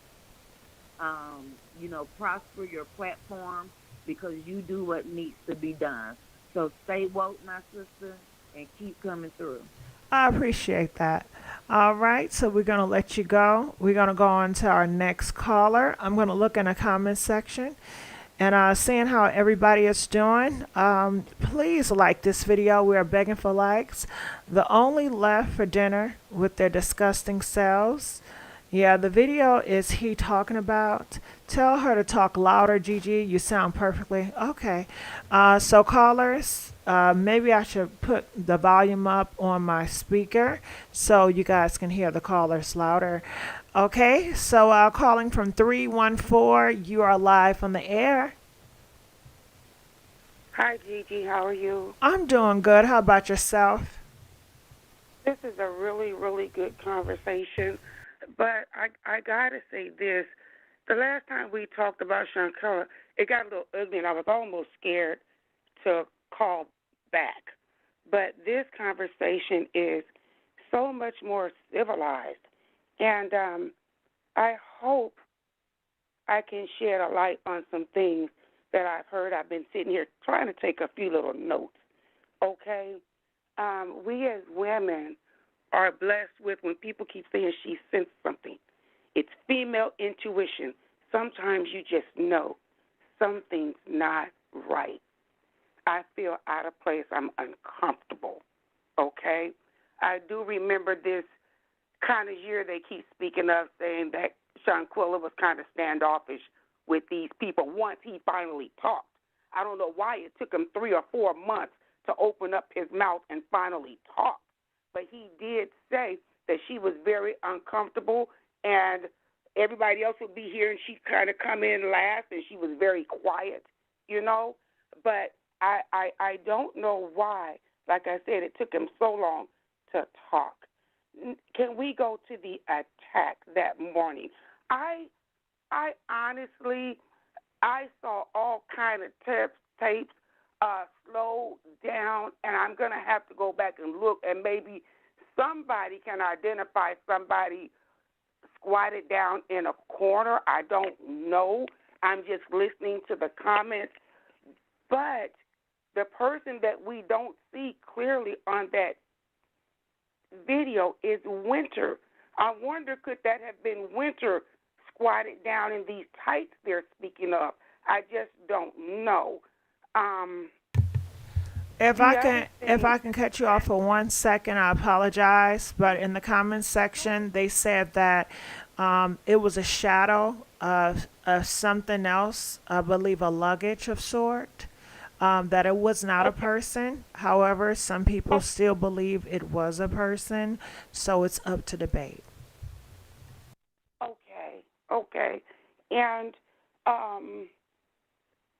I said before, I looked at that video, and whatever was going on, whatever conspired before it was turned on, and I could see Shanquella standing there.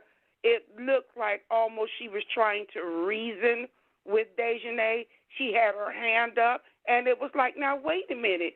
Wait, what's going on? You know, these were the gestures. You know, you look at body movement because you couldn't hear her say anything. You know, you hear that Dejanay, are you ready?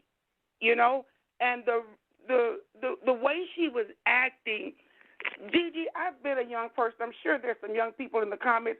Sometimes you can go out and drink so much when you wake up in the morning, you're still drunk. You are absolutely still drunk. And it could have been a drug, and then it maybe not. She may have been still drunk from the night before if they drink that much. They were taking shots, tequila shots. They did the push-up contest and all of that. You know, she may have still been drunk from the night before. And I'm also to the point where the one guy said, well, Shanquella, can you at least fight back something? Something? And somebody said, no, that wasn't Shanquella. Shanquella never made us, we never heard her. She never made a sound. I think that was somebody else saying no. It was either Elise or Winter. But I don't think that was Shanquella that answered that question because she couldn't answer. They went round and round on circles on different platforms saying that Shanquella was naked, so that we know they burst into her room unexpectedly early that morning. But there were other platforms that were saying she had on clothes because they could see a tag, okay? Well, I happened to get on one, and I just, like I said, I'm just trying to shed some light. And they slowed it down and slowed it down and slowed it down, and we saw the tag. but it wasn't clothes. It was, you know, the little cap that you put on before you put your wig on? That's the tag that everybody was seeing. She didn't have on any clothes. You know, her parents said that she slept naked, okay? I don't know, like somebody said there were some pills on her, you know, people key in on the damnedest things, but they said there were some pills on her nightstand, but you couldn't get a good enough look to see, you know, what they were. And pills and alcohol are bad news. You know, you don't know what the outcome of that's going to be, but pills and alcohol are bad news. And if it was a plot like everyone's saying, they may have gotten her that drunk while everybody else was not drinking, okay? Just like when he walked around and caught her sleeping in that hammock. We got our first dead body. And I'm sure he was talking about her being drunk, but she was out of it. She was really, really out of it. The other thing, I'm trying to get back into my notes. Like I said, I took some notes. Okay. And I don't mean to hop around, but I was listening and trying to take these notes because I said that's what I was going to do the next time. They keep talking about organs, okay? No.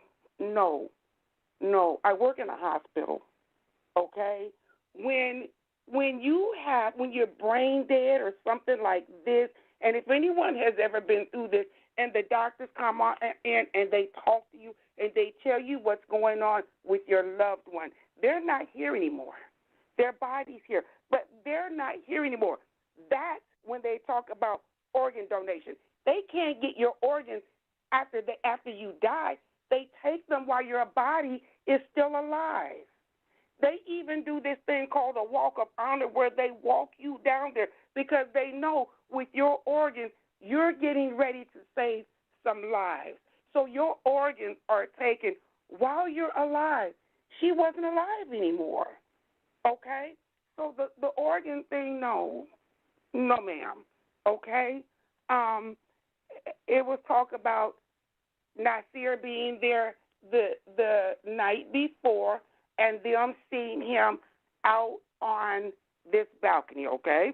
Well, again, I was on another platform where they slowed it all the way down, and we saw the person that was out on the balcony. But what we realized was there was nobody on the balcony. It was a reflection. It was nighttime, and the lights were on inside the villa. So it was the reflection of one of the guys in the house on the glass. And it looked like somebody was out there, but it was definitely a reflection, okay? And when Shanquella was walking around the house looking for them, because people were saying, well, that he had on the same wife beater. But when she was walking around the house looking for them, when she finally found them, she was walking behind a guy. He had on the wife beater too, because she followed him to where the rest of them were. And we think that's that was the reflection. You know, what else do I have? And I keep referring to these notes. But, okay, just recently, they started talking about, like someone else said, that her pelvis was cracked, okay? And about these, I didn't hear, and I don't want to contradict anybody else just because I didn't hear it. So I don't want to say you're wrong or anything like that, but I just didn't hear anything about her being tied up. But I did hear about what they referred to as friction burns, which later on they said rug burns. And anybody who's been a kid and slid across the carpet, you know it burns your skin. And they're thinking that they drug her because somebody moved her body. Somebody moved her body from one place to the other, out of the bedroom where it actually happened, and they said out into, the living room or something. And then they said she was found in the bathroom, slumped over the toilet. So I don't know. It sounds like she's been moved at least twice. Okay. Then they said the maid came in and found her, and that they the rest of them supposed to set it up this way for the maid to come in and found her and come in and say, well, there's something seriously wrong with your friend. But she didn't say your friend is in here dead. Your friend's dead. She didn't say that. When something's wrong with somebody, you see them slump. So you touch them. You touch them. They start getting cold. When you die, you start not immediately, but you're gonna get cold. You know, and usually, they touch your forehead. They touch, touch. Is there a pulse? Is there something here? Okay, and see, that's confusing too, because we keep talking about 15 minutes after the injury, but the video ends. Like somebody said, there's more to this video, because when the video ends, Dejanay's still swinging, and all the rest of it, to me, she died within 15 minutes of the injury. You can say most people that have an injury like this die within 15 minutes. Most people do, but there's exceptions. There was nobody there to pronounce her dead. This was somebody saying most people with this type of injury died within 15 minutes, but she could have laid there for a long time. People can lay there with barely any pulse, barely alive, and lay there just barely hanging on for a long, long time. And I'm also aware they said that the maid came in around 12, but the doctor didn't get there. I think they said that I don't know when the doctor got there, but they said the doctor stayed for 3 hours. But I'm trying to figure out, why would you call a doctor if someone's already dead? It seems like me, you'd be calling the authorities. You would definitely be calling the authorities, but they took out the time to call a doctor. They said they tried to give her an IV. They couldn't do it. They said they tried to resuscitate her. They said they tried to use the defibrillator to get her back alive. They say she had a seizure, and they say that's when Winter supposedly called 911, or however you do it in Mexico. But I'm just listening to all these different things, and it's so very, very confusing. Okay, they talk about the security. Where was the security? When you go into a gated community, you can't just go in. Usually there's a little shack that you got to stop at. Okay, and you got to say where you're going and who you're going to see. And sometimes they're going to call ahead and say, is it okay to let these people in? Or, so that, and then the 8th place setting, I thought about that too. And it's like somebody said, if it's a large table and there are 8 settings, that was probably already set. Now, usually at a restaurant or something, once the people are seated, they come and take away the other settings, okay? But the other settings were there, but nobody was sitting there. So I don't know where the 8 people, 8 people come from. Gigi, am I talking too much? Do I need to be quiet and let you talk? No, people were saying the 8 seating came, that's just how they set it up. Yes, It's yes. for display. That's just how they set it Yes. up. That's all they were saying. Yes. And there are different, okay, like you said, at one time in your life you were security. There are different levels of security. You have security, like there's a commercial on TV that says, I'm not security, I'm a security monitor. Well, what do? I'm the security monitor. I call, I monitor, and then I call somebody to come and deal with this, okay? And then you have armed security. They have pow-pows, they have handcuffs, and armed security have a license. They've been trained, and they know how to detain you, okay? So it just depends on what type of security they had at that villa. From what I'm understanding, it was a very big, luxurious place, and those people in places like that, luxury resorts. I've been on cruises and stuff like that, and like one young lady said, they don't make very much money, but those little people that work there, they wait on you hand and foot, okay? Anything you want, you got it. Anywhere you need to go, they're going to arrange it for you, because what they're doing is they're working for tips.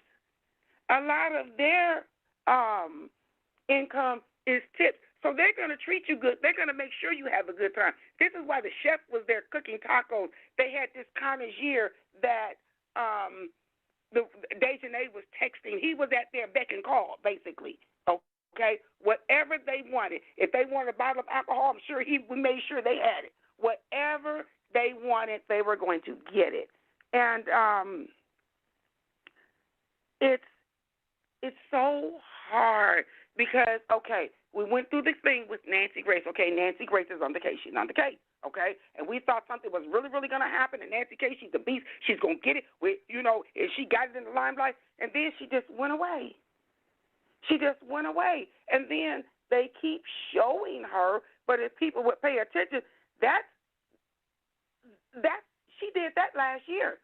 They keep showing little clips of what she did last year because, for real, she's not even talking to Shanquella's mother. They took some interviews and cut it up to say, Nancy Grace would say this, and then they cut in with something she said on another interview.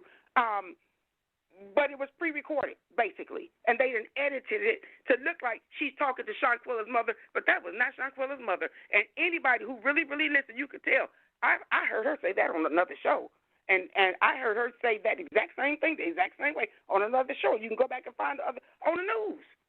You can go back and find her talking on the news because they had her on different platforms. So then we thought Nancy Grace was going to get something. So now, okay, Ben Crump, he came in, and Tamika Mowry, they came in, and they put it on the limelight, and they sent this letter to the White House. But it's been a couple of weeks now. And I'm not saying that because they're trying. They're trying. But I'm trying to figure out where is the ball being dropped. We all saw what we saw. We know what the outcome of that beating was. It was not a fight. It was not a fight. It was a beatdown. That's what it was. We saw it. So I don't know if it's legal things that they're not telling us. I just don't know because the crime did actually happen in Mexico, and these are United States citizens, and they didn't commit a crime here. And I'm not taking up for nobody, but I don't understand what's taking so long. There's something going on in the background that we don't know about because if it wasn't, they'd have been locked up. We see the tape. We've been looking at the tape since the end of October. It's March. Okay? I pray for Shanquella. I pray for her family. Gigi, I thank you for keeping this in the limelight and the young people who are paying attention to this. You know, I read the comments. I'm so glad that they're paying attention. And every time you do a show, they're listening, they're concerned, they're making comments. I don't read the comments when I talk because they say I'm toxic and everything else and don't answer for her no more. We don't want to hear her no more. But that's okay because I'm going to keep calling back because you answer when I call. And, you know, it is what it is. But I think I've talked enough. I think I got everything out. I think I've covered all the little notes I've taken. I don't know, but I'm gonna leave with this, okay? I don't know when Nazir got there, but he says he wasn't there when they deleted her.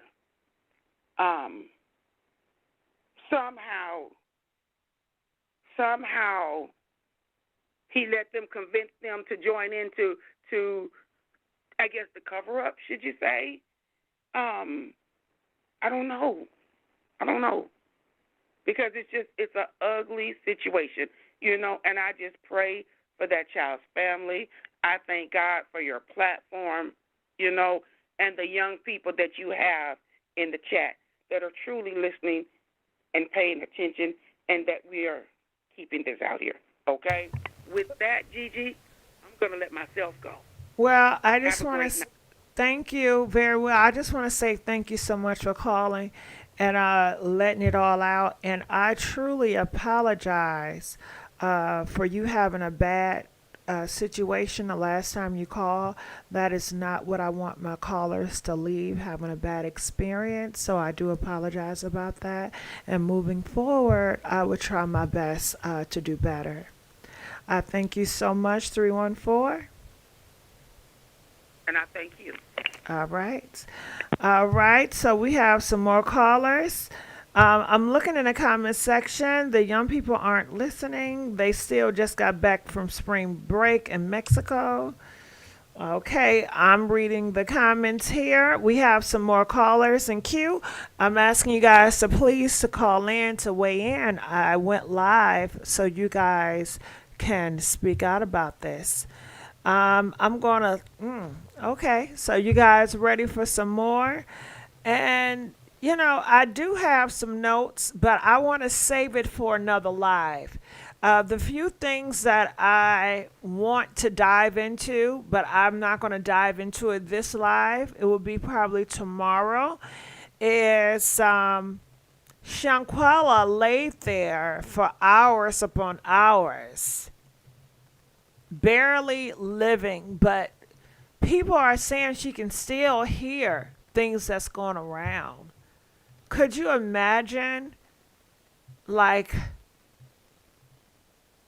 having a little bit of life and just hearing your friends talk about how they're going to get away with taking you out of here, having your body to be dragged across the floor,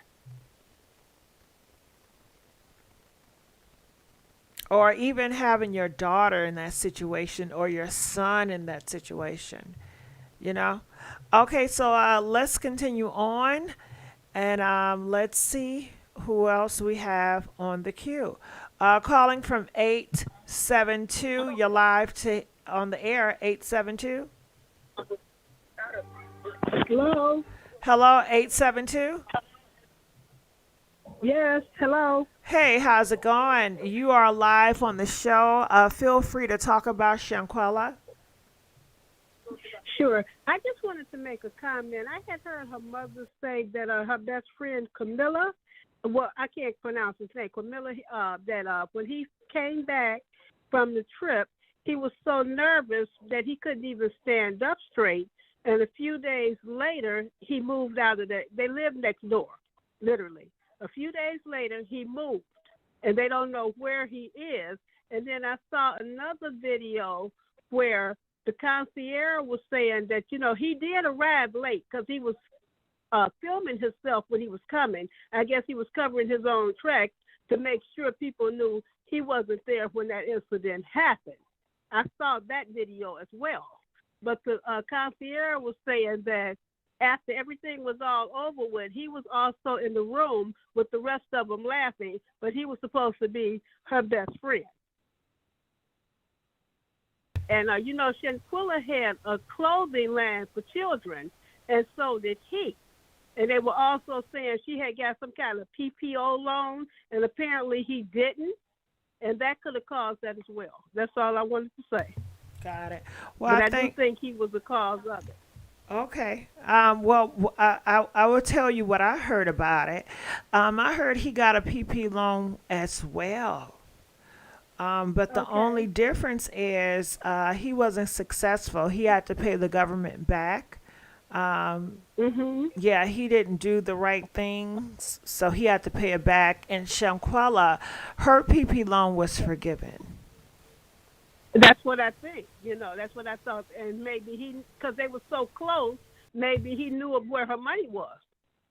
I think he set that whole thing up because he was showing himself too much, letting people know when he got on the plane, when he got off, when he came through the gates and all that. He had videos of all that up there. Now, are we getting YouTube? Are we getting confused with two people? I'm kind of lost. I don't know if you're talking about Nazir or Khalil. Now, Nazir, I'm talking about the one that was his best friend, her best friend. Okay, Khalil is the best friend. Now, Khalil, we didn't see video footage of Khalil coming through the gates. We didn't see video footage of her best friend coming through the gates. Is he a tall, dark-skinned guy? He has on like a T-shirt all the time. Well, they all That's the have one I saw on the T-shirts. video. Okay. Are you talking about? Okay, you talking about the guy that spoke on the video? Is that who you're referring to? Okay, I'm talking about the guy that's on the video. He's dark-skinned. He's tall. He always wears a T-shirt. Is he talking? He's supposed to have been her best friend for years. Is he talking? You said the guy on the video. Is he talking? No, he's not on. I'm not on that video now, but he was up there talking on the video. He was showing himself, the one that came late. Got it. The Okay, best so friend the of hers, one the one that came came late is not her best friend. The one that's that came late is not her best friend. The one that came late is Nazira Wiggins. The one that came late is Nazira Wiggins, and we saw video footage of him entering the gates, and he came late. That is not her best friend. Oh, okay, because I thought that's who her mother was referring to when she said her best friend, because that's who I thought it was, you know. It's okay. She was referring to Khalil. Khalil, he has a video out, and his video is recording Shanquella saying body, body, body. We caught a body.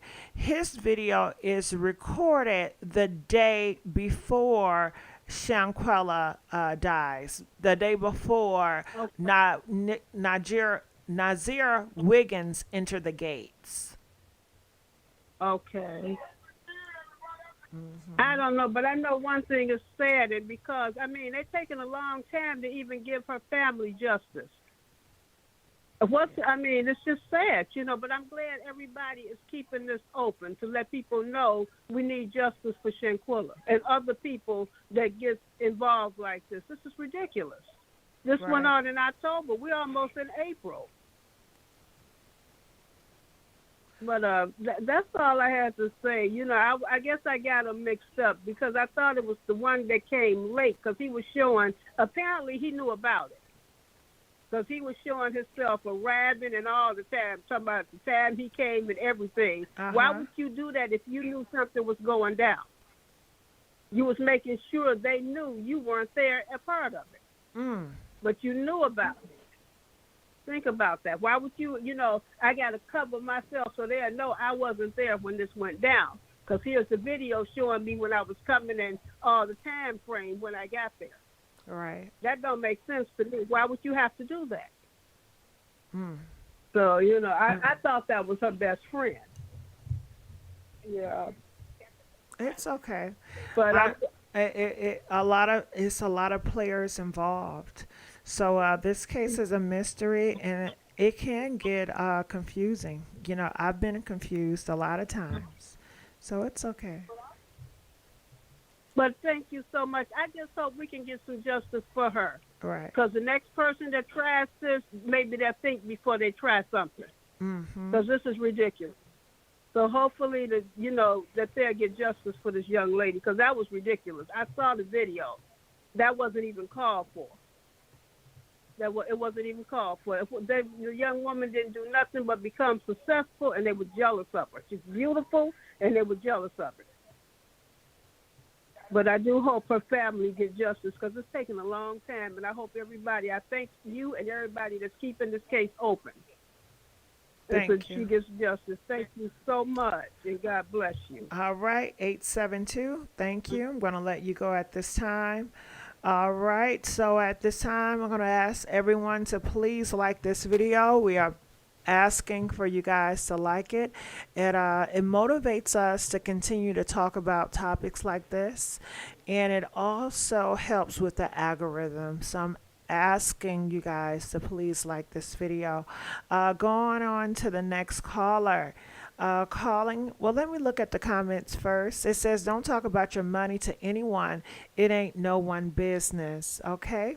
That's what Blessed by the King is mentioning. And I believe she mentioned that because All of Shanquella's friends knew she was very successful. All of Shanquella's friends knew she had a lot of money, including her best friend. They said it was plenty of videos of her best friend stating, "Please, you gotta put me on your payroll. I will work for you, Shanquella.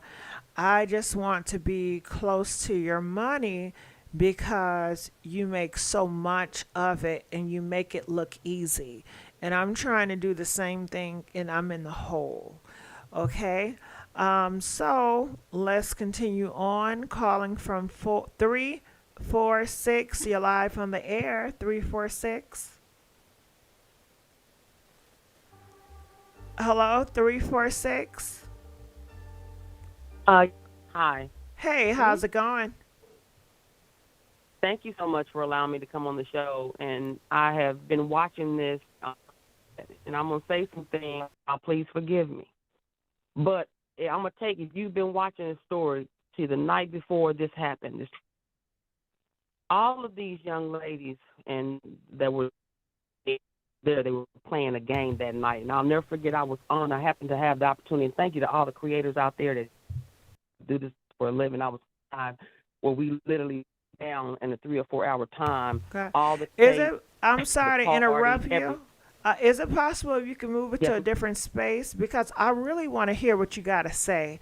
And it's like an in and out type of thing. And I really want to hear what you have to say. Okay. 1 second. Okay. All right. So I'm asking you guys to please like this video. We have a caller 346, and she's just getting situated. Is that better? Can you hear now? I can hear you clearly, but then it just goes in and out. But just continue to talk, and if it's too hard to understand, then I'll say something. The night before that, they were playing a game, and you'll see the young ladies. We broke it down by who was there, when one was there, and that they were playing. There was a game where you asked questions. I think some of the young ladies were doing. There was a question that came up, and it was to call the ex and dispose something, and she did that. So I'm gonna leave y'all with there. Something that stuck out to me from the onset of this, and I'm saying this to all my sisters out there, colorism. So often you have friends that you talk to every day, and this young lady seemed to be, she was young, she was very astute. I'll mention the stuff with her PPP loan. She seemed to be on top of her game for her age. I gave her lots of respect. Everyone has given her tons of respect. And a lot of times there will brew about jealousy with the people who are around you. I got to see, and I've heard it mentioned on this live tonight, the video of someone else fighting. And I will say to you, I saw that with my own eyes. That video only appeared, it was there only for about the first 18 hours of when this first initially came out. When the father came out and he spoke on the video, because I saw it and I felt it. And what I witnessed on that video is that there was a point where there were two young ladies. Me, what I saw was Winter, also the other girl, Dejanay. Winter came to that young lady, picked her up by her throat, and she body slammed her. And I know I saw it. That video appeared, and I know why. Later on, it came out that she had connected, and it kind of made sense to me looking at it from a behind-the-scenes perspective, right? And I think that this came from an underlying hate that young lady never knew even existed. Her friends were jealous of her. I don't think they meant to murder her, but they definitely meant to do her demise. They came to her that morning. They probably had drank. Even if you saw the video where we went to the room night prior to this dinner and them playing this game, and what y'all doing in here? What everybody in here? I even felt the energy. What are you talking about? It felt funny to me. It was just real heavy. I'm and sorry to interrupt, but I would love to hear what you got to say, but it's a challenge with the phone. Keep going in and out like I'm not hearing what you said clearly. And because so many people get things confused. I don't want anybody to take your message and confuse it. You know? Well, and I don't mean to do. If anything from It's going in it's and out. just No, that. I don't want people to take your message and, insert different things because your phone is going in and out. And it's like, I can't Okay. understand And I you. apologize for that. I apologize for that. I Is it possible if you can but call what back? Is that why I will or? certainly try. Yeah, I will try. Yes, ma'am. I will do Okay. that. Thank you so much. I appreciate that. Yes, ma'am. Okay, we're going to let her go. Calling from 870. You're live on the air. 870. Hey, Gigi, how you doing? I'm doing pretty good. How about yourself? Gigi, I done called you a few times. This is me calling from Arkansas. This is Miss V. How are you, honey? I'm doing pretty good. Your voice is such a blessing to hear. Talk to me. What are your Thank you. And thoughts you want about to, this? Yeah, I can hear it in your voice. You Miss sounds Gigi. your spirit. I just hear it. Yes, you know what? I'm always with him because he covers me in his blood. And I've been watching it. I have been watching this case. Excuse me. Hey, look at that devil. Excuse me, Gigi. I have been watching this case from day one.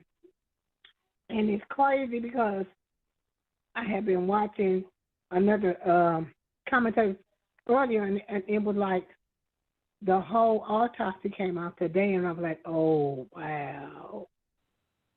Because it's crazy because it was more than those people there. It really was those people. Nazir was there. Honestly, Nazir was there because the concierge asked him, who are you? And, they're trying to figure out how he got there or how he get to the villa. You know what I'm saying? And it was crazy. I'm like, okay, he was already there. Nazir was there. He was there. And it's crazy because they called them and told them she would be late. She was the main person that was supposed to be there because it was her birthday. He called them and told them she would be late. They didn't get there like 8 o'clock that night.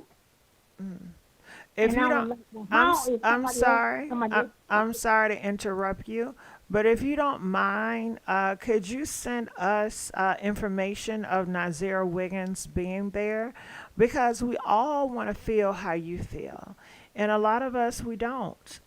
So, what concrete or what evidence do you have backing up the claim that Nazir Wiggins was there during the He was there. time Okay. she was getting beat up? Okay, I'm gonna say this.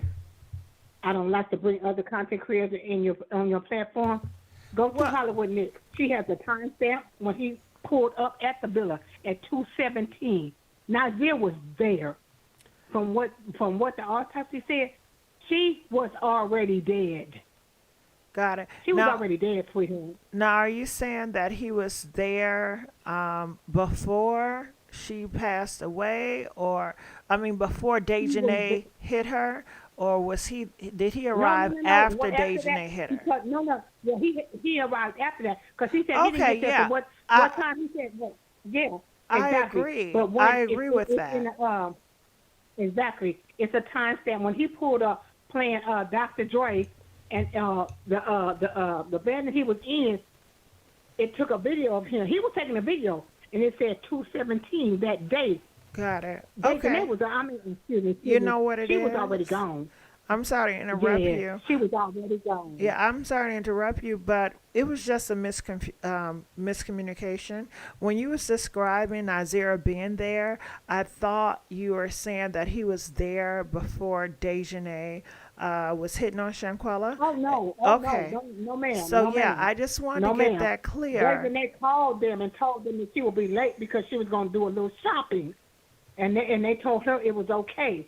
But earlier that day, someone was already at the villa, and the concierge walked up to that person, and that person asked who they were, and I guess the concierge was he was kind of confused because wasn't nobody supposed to be there until 3 o'clock. But this person was already there at 2 something. And they describe it. If you go back, go. I'm gonna say something to you. Go to Hollywood Next stuff, and I'm gonna tell you, it's gonna show you everything. Got it. The time, the everything. Yes, ma'am. Okay. He was there, ma'am. Got it. He was there. He was 8870. there. You know, we're talking to you, so, and you're stating this claim, so I'm trying to get information from you. I No, can, he I, was there. okay. Okay. He was there. Yes. I'm gonna say, Liza was there. He was there. He was probably there. one of the first ones that was there. He arrived. Him, and I think, yeah, I think in the when she walking through the hallway of the villa, saying it don't take you that long to get naked before she get to that room where all of them just standing there. That dresser right there on the side of the dresser right there to the 870. Right. I'm sorry to interrupt you, but can you send me the post that you're referring to? Because you're getting this information and I'm getting confused. And you said the best thing for me to do is to go to Hollywood Next to see it. So I want to see it from. Listen, Miss Gigi, just go to Hollywood Next page. Everything is on. Everything is on her page. I'm telling you, everything is on there. I'm going to go everything there. is on there. Okay. I'm going to show you the other person that was there. Joy, at least said she wasn't there. Joy was there. Got it. When Shanquella walking through the room saying it don't take you that long to get naked. When she walking through the room, 870 all the way. 870. I gotta let you know. Ma'am. Everything that you're saying is just a repeat from another YouTuber. So I'm gonna go to that YouTuber and I'm gonna look at the videos so I can get a clear understanding. Because I understand. Yes, ma'am. I'm gonna say I understand that you're there. trying to explain it to me, but I'm not picking up what you're putting down. But you told me the source, and I appreciate that. So I'm going to go to Hollywood Next to get that information, and I just want to say thank you so much for calling in and letting us know your sources, and I will be checking it. Okay, so I'm going to let you go at this time. Next caller, 708, you're live on the air.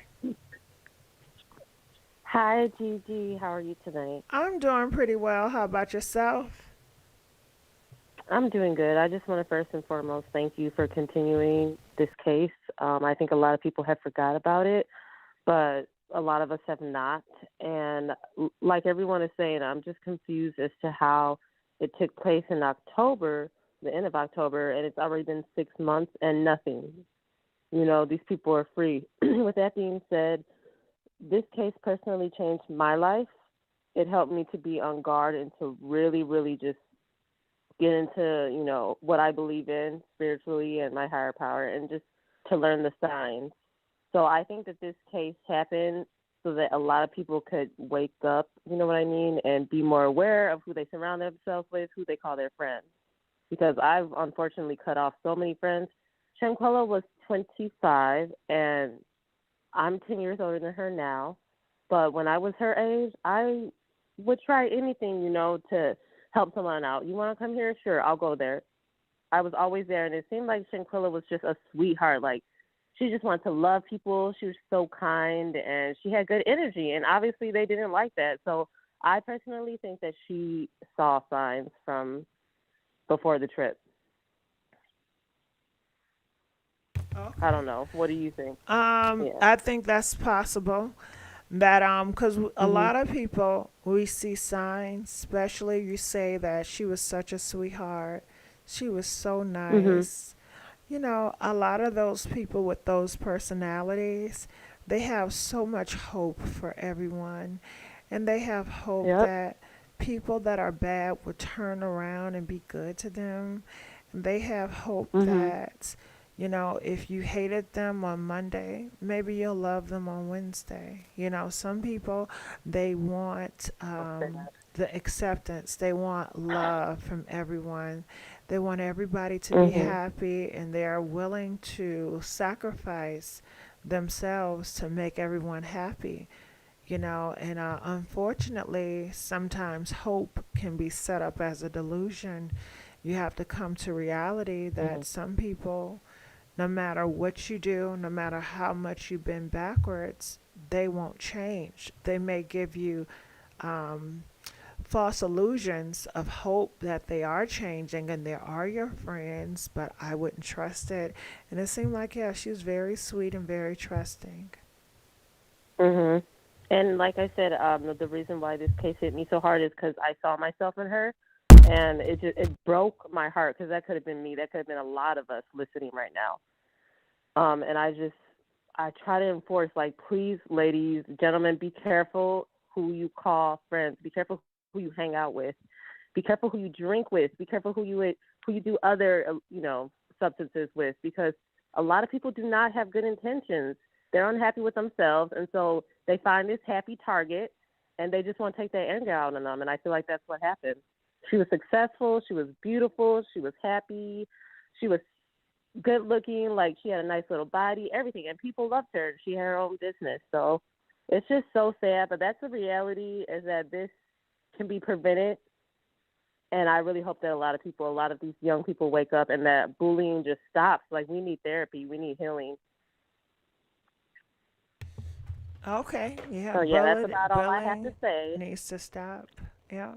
Now, Mhm. I wonder, since you brought up bullying, 708, Mhm. do we have any video footage or any receipts stating that Dejanay had ill intentions towards Shanquella or any of the group or Khalil, or did they just really hide their tracks very well?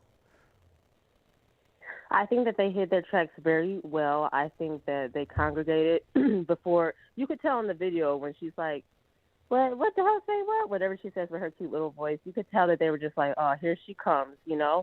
I think that they probably had a separate, how you could have a group chat.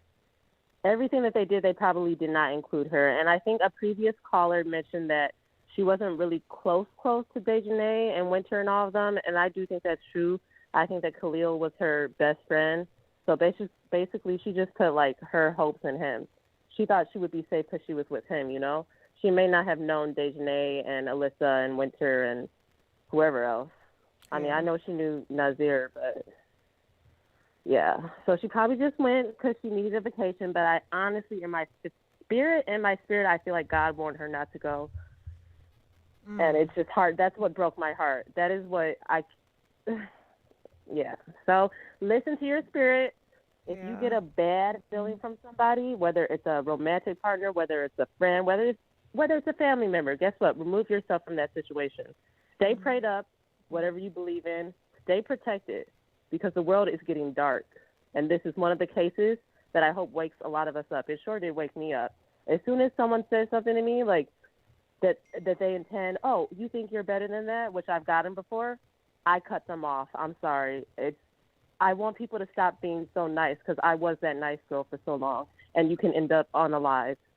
And that's all I have to say. Okay, well, I thank you Sorry. so much, 708. We're going to let you go at this time.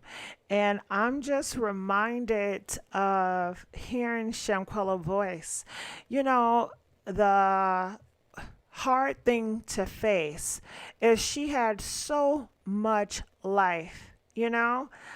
And she had so much to give. She had a bright future ahead of her. And it seemed like Khalil and those friends just really sucked the life out of her on purpose. It was not by mistake that they sucked the life out of her. It was by design. It was their intention. It was planned. That's the feeling I get. Can you just reminisce and hear her voice? Hey, how you got, what she say? Where you guys at? Her voice was this, hey, how y'all doing? I'm the life of the party. We drinking. Winter, what you doing, girl? Come on, let's do it, let's do it. All right, you guys, so let's do this. Oh, come on. She seemed like she was definitely motivating people to get involved in the games and to just just have a good time. She seemed like she was the one that was really getting the crowd going.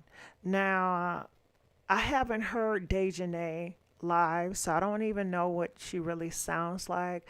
I haven't seen Winter lives or the other girls to say, hey, they were the life of the party too. We only saw Shanquella, but it's just interesting to see. So feel free to call in. Make sure you guys like this video, share this video, subscribe to the YouTube channel. I'm going to look at the comment section. They say, Gigi, why are you talking like that? Showtime. The reason why I changed up, because I just wanted, I just want to change, honestly.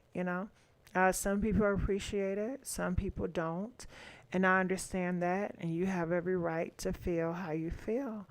But we're going to go on to the next caller. Calling from 718. You're live on the air. Good evening, Gigi, and greetings to everyone in the chat. I want to first and foremost say again my deep condolences to everyone.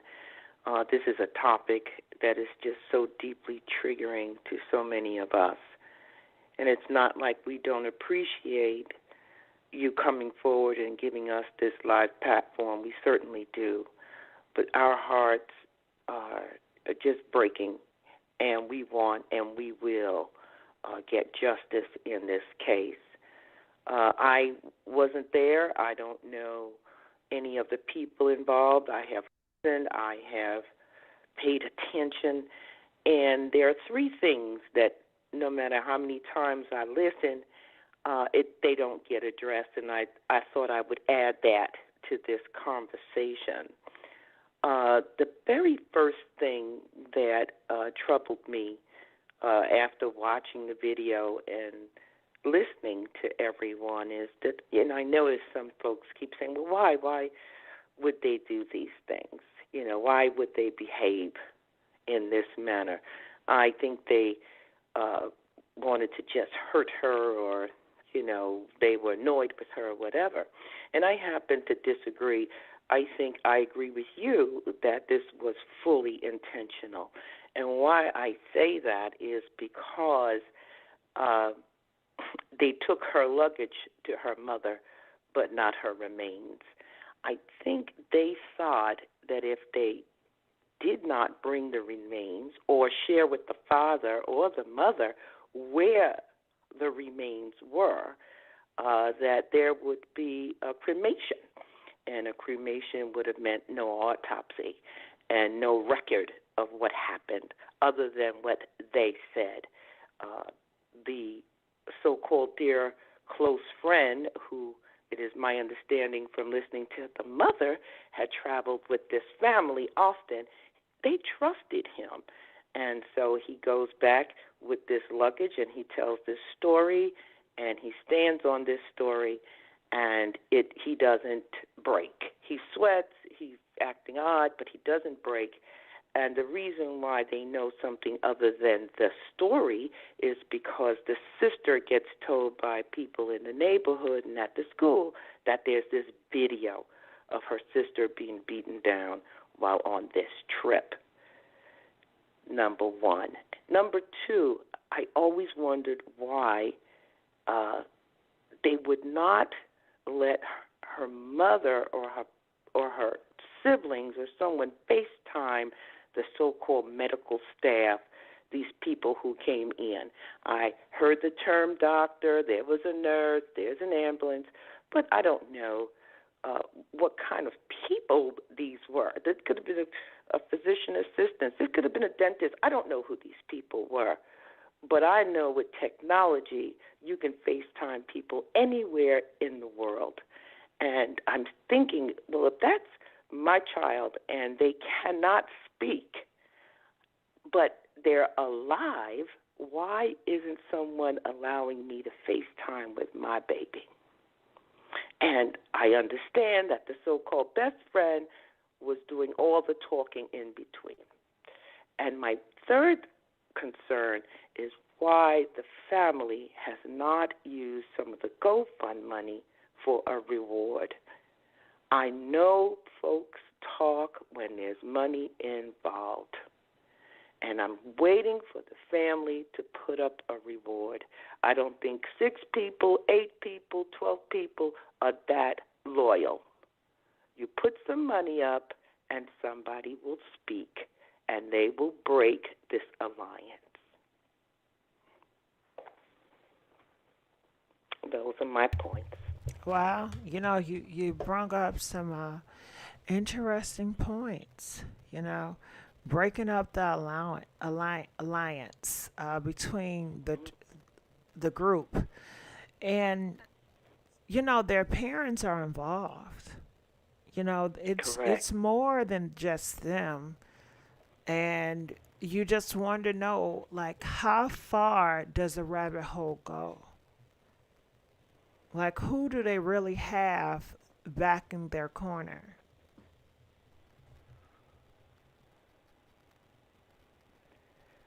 I believe money breaks up that alliance. A, an anonymous phone number or something, call in if you got a lead, and it will come forward and you will get information. I looked at it as we were talking at that GoFundMe page.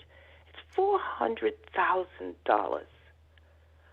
And from what I could see from this father, he don't give a damn about that money. He's looking for justice. You put some money up, and you'll get someone in this alliance, however deep it goes, however far it goes.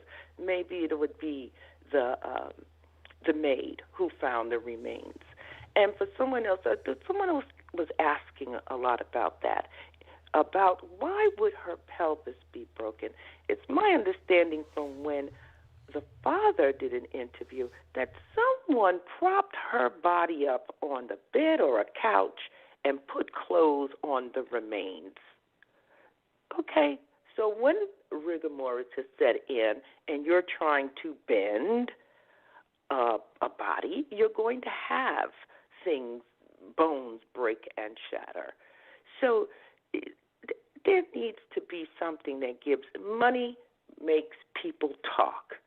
I say you put the money out there and let them come to get it, and they will break. This alliance will break.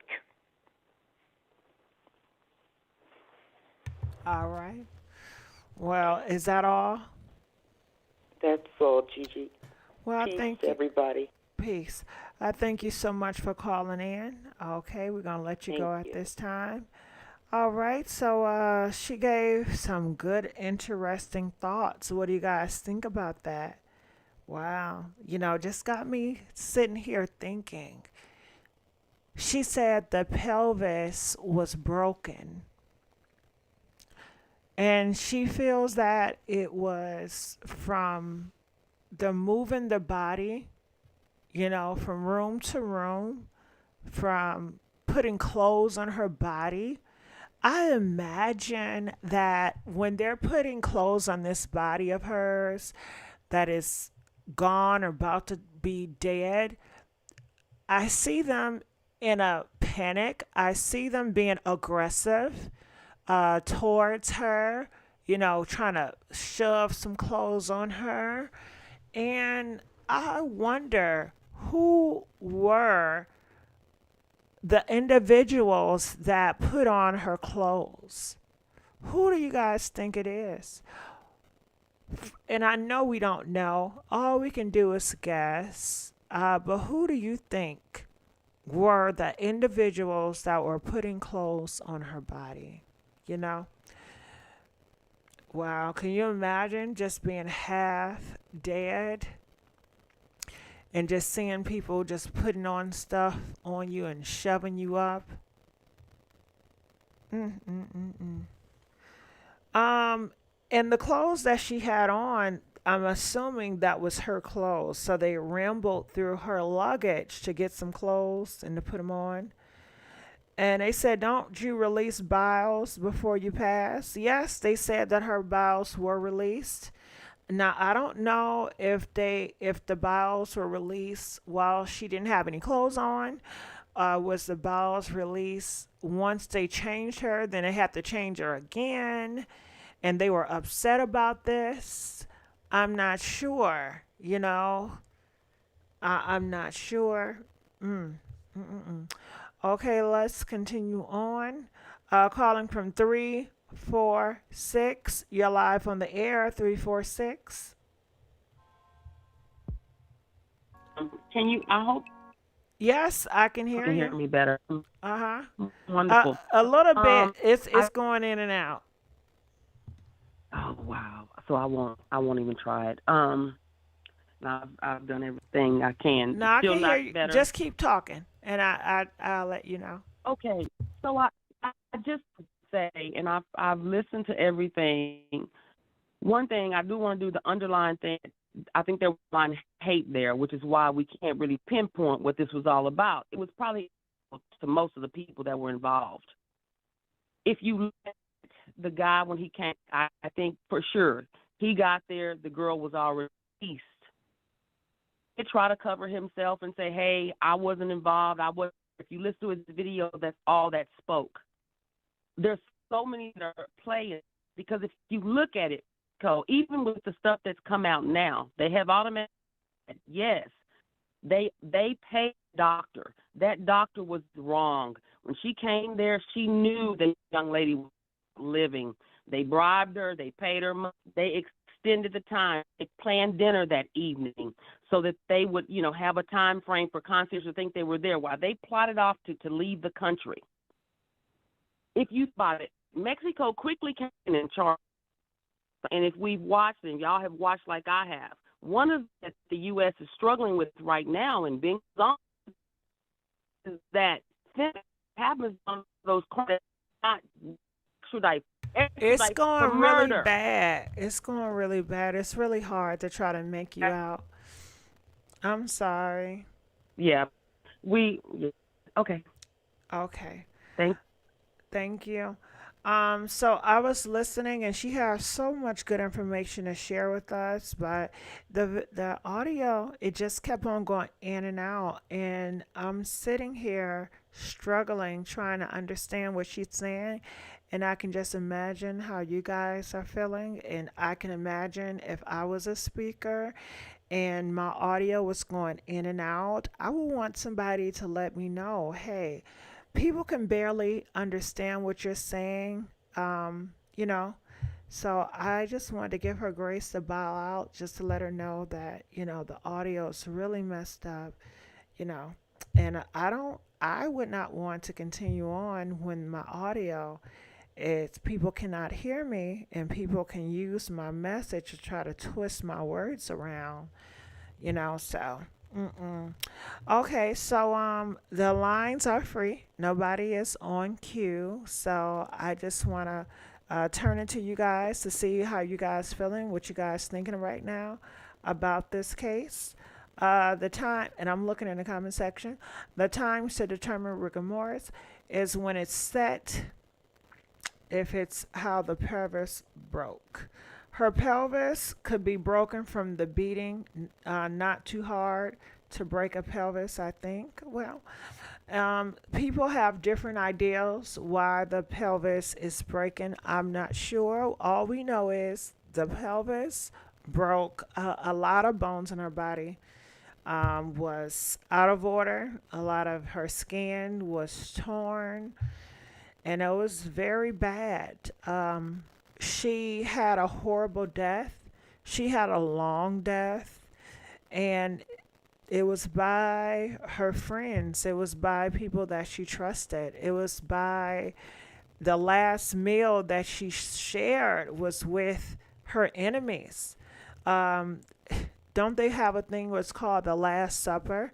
Her Last Supper was eating with her enemies. Her Last Supper was eating with a group of people that hated her. Her Last Supper was with people that killed her.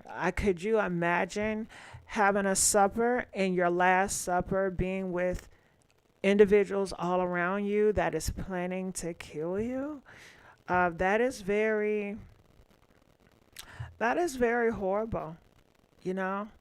And I think the twist of it is you don't even see it coming. Everybody around the room knows, but you don't see it coming. And I guess maybe she did see signs, but she wanted to have hope. She wanted to have hope that maybe I'm tripping. She wanted to have hope that maybe I'm just being paranoid. And, why would we come all the way out here to celebrate her birthday? And why would she do that to me? This is her birthday celebration. Who does that?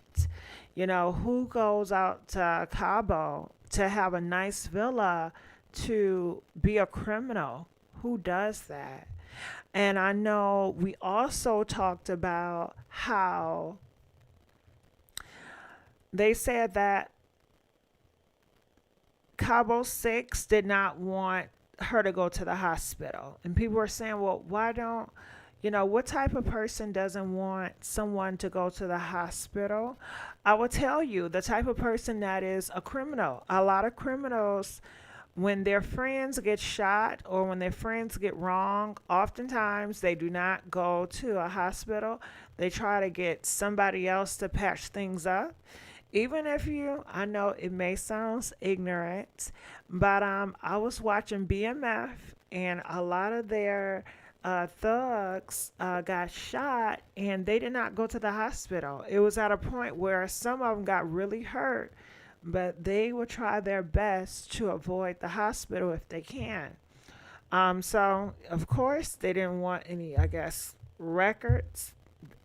And I honestly feel like they wanted to kill her. They did not want her to have hope that she can be alive. They wanted to end her life.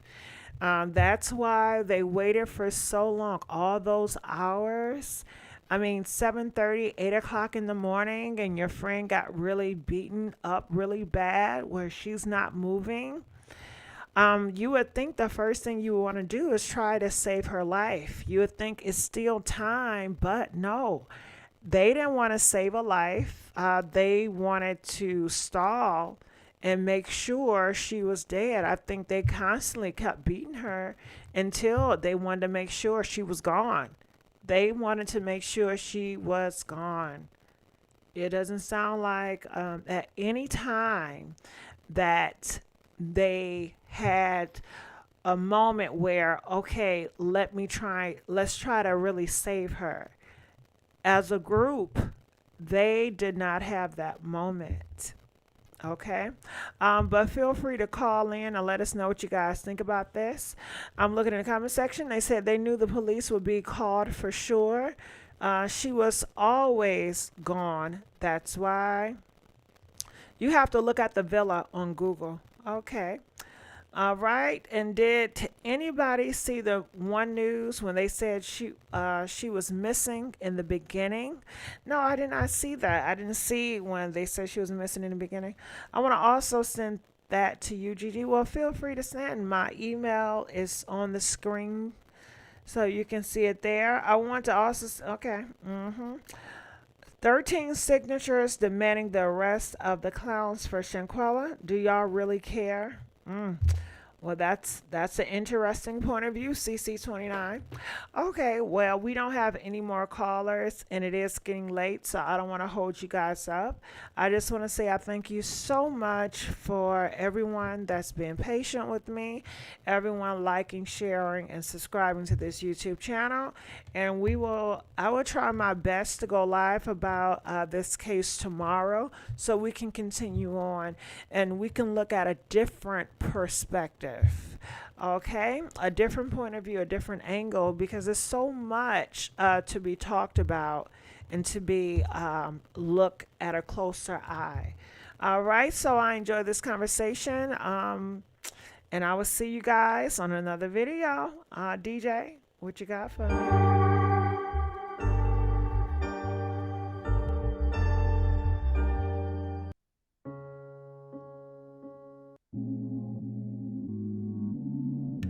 Yeah, I like this better. I like this. Keep it here.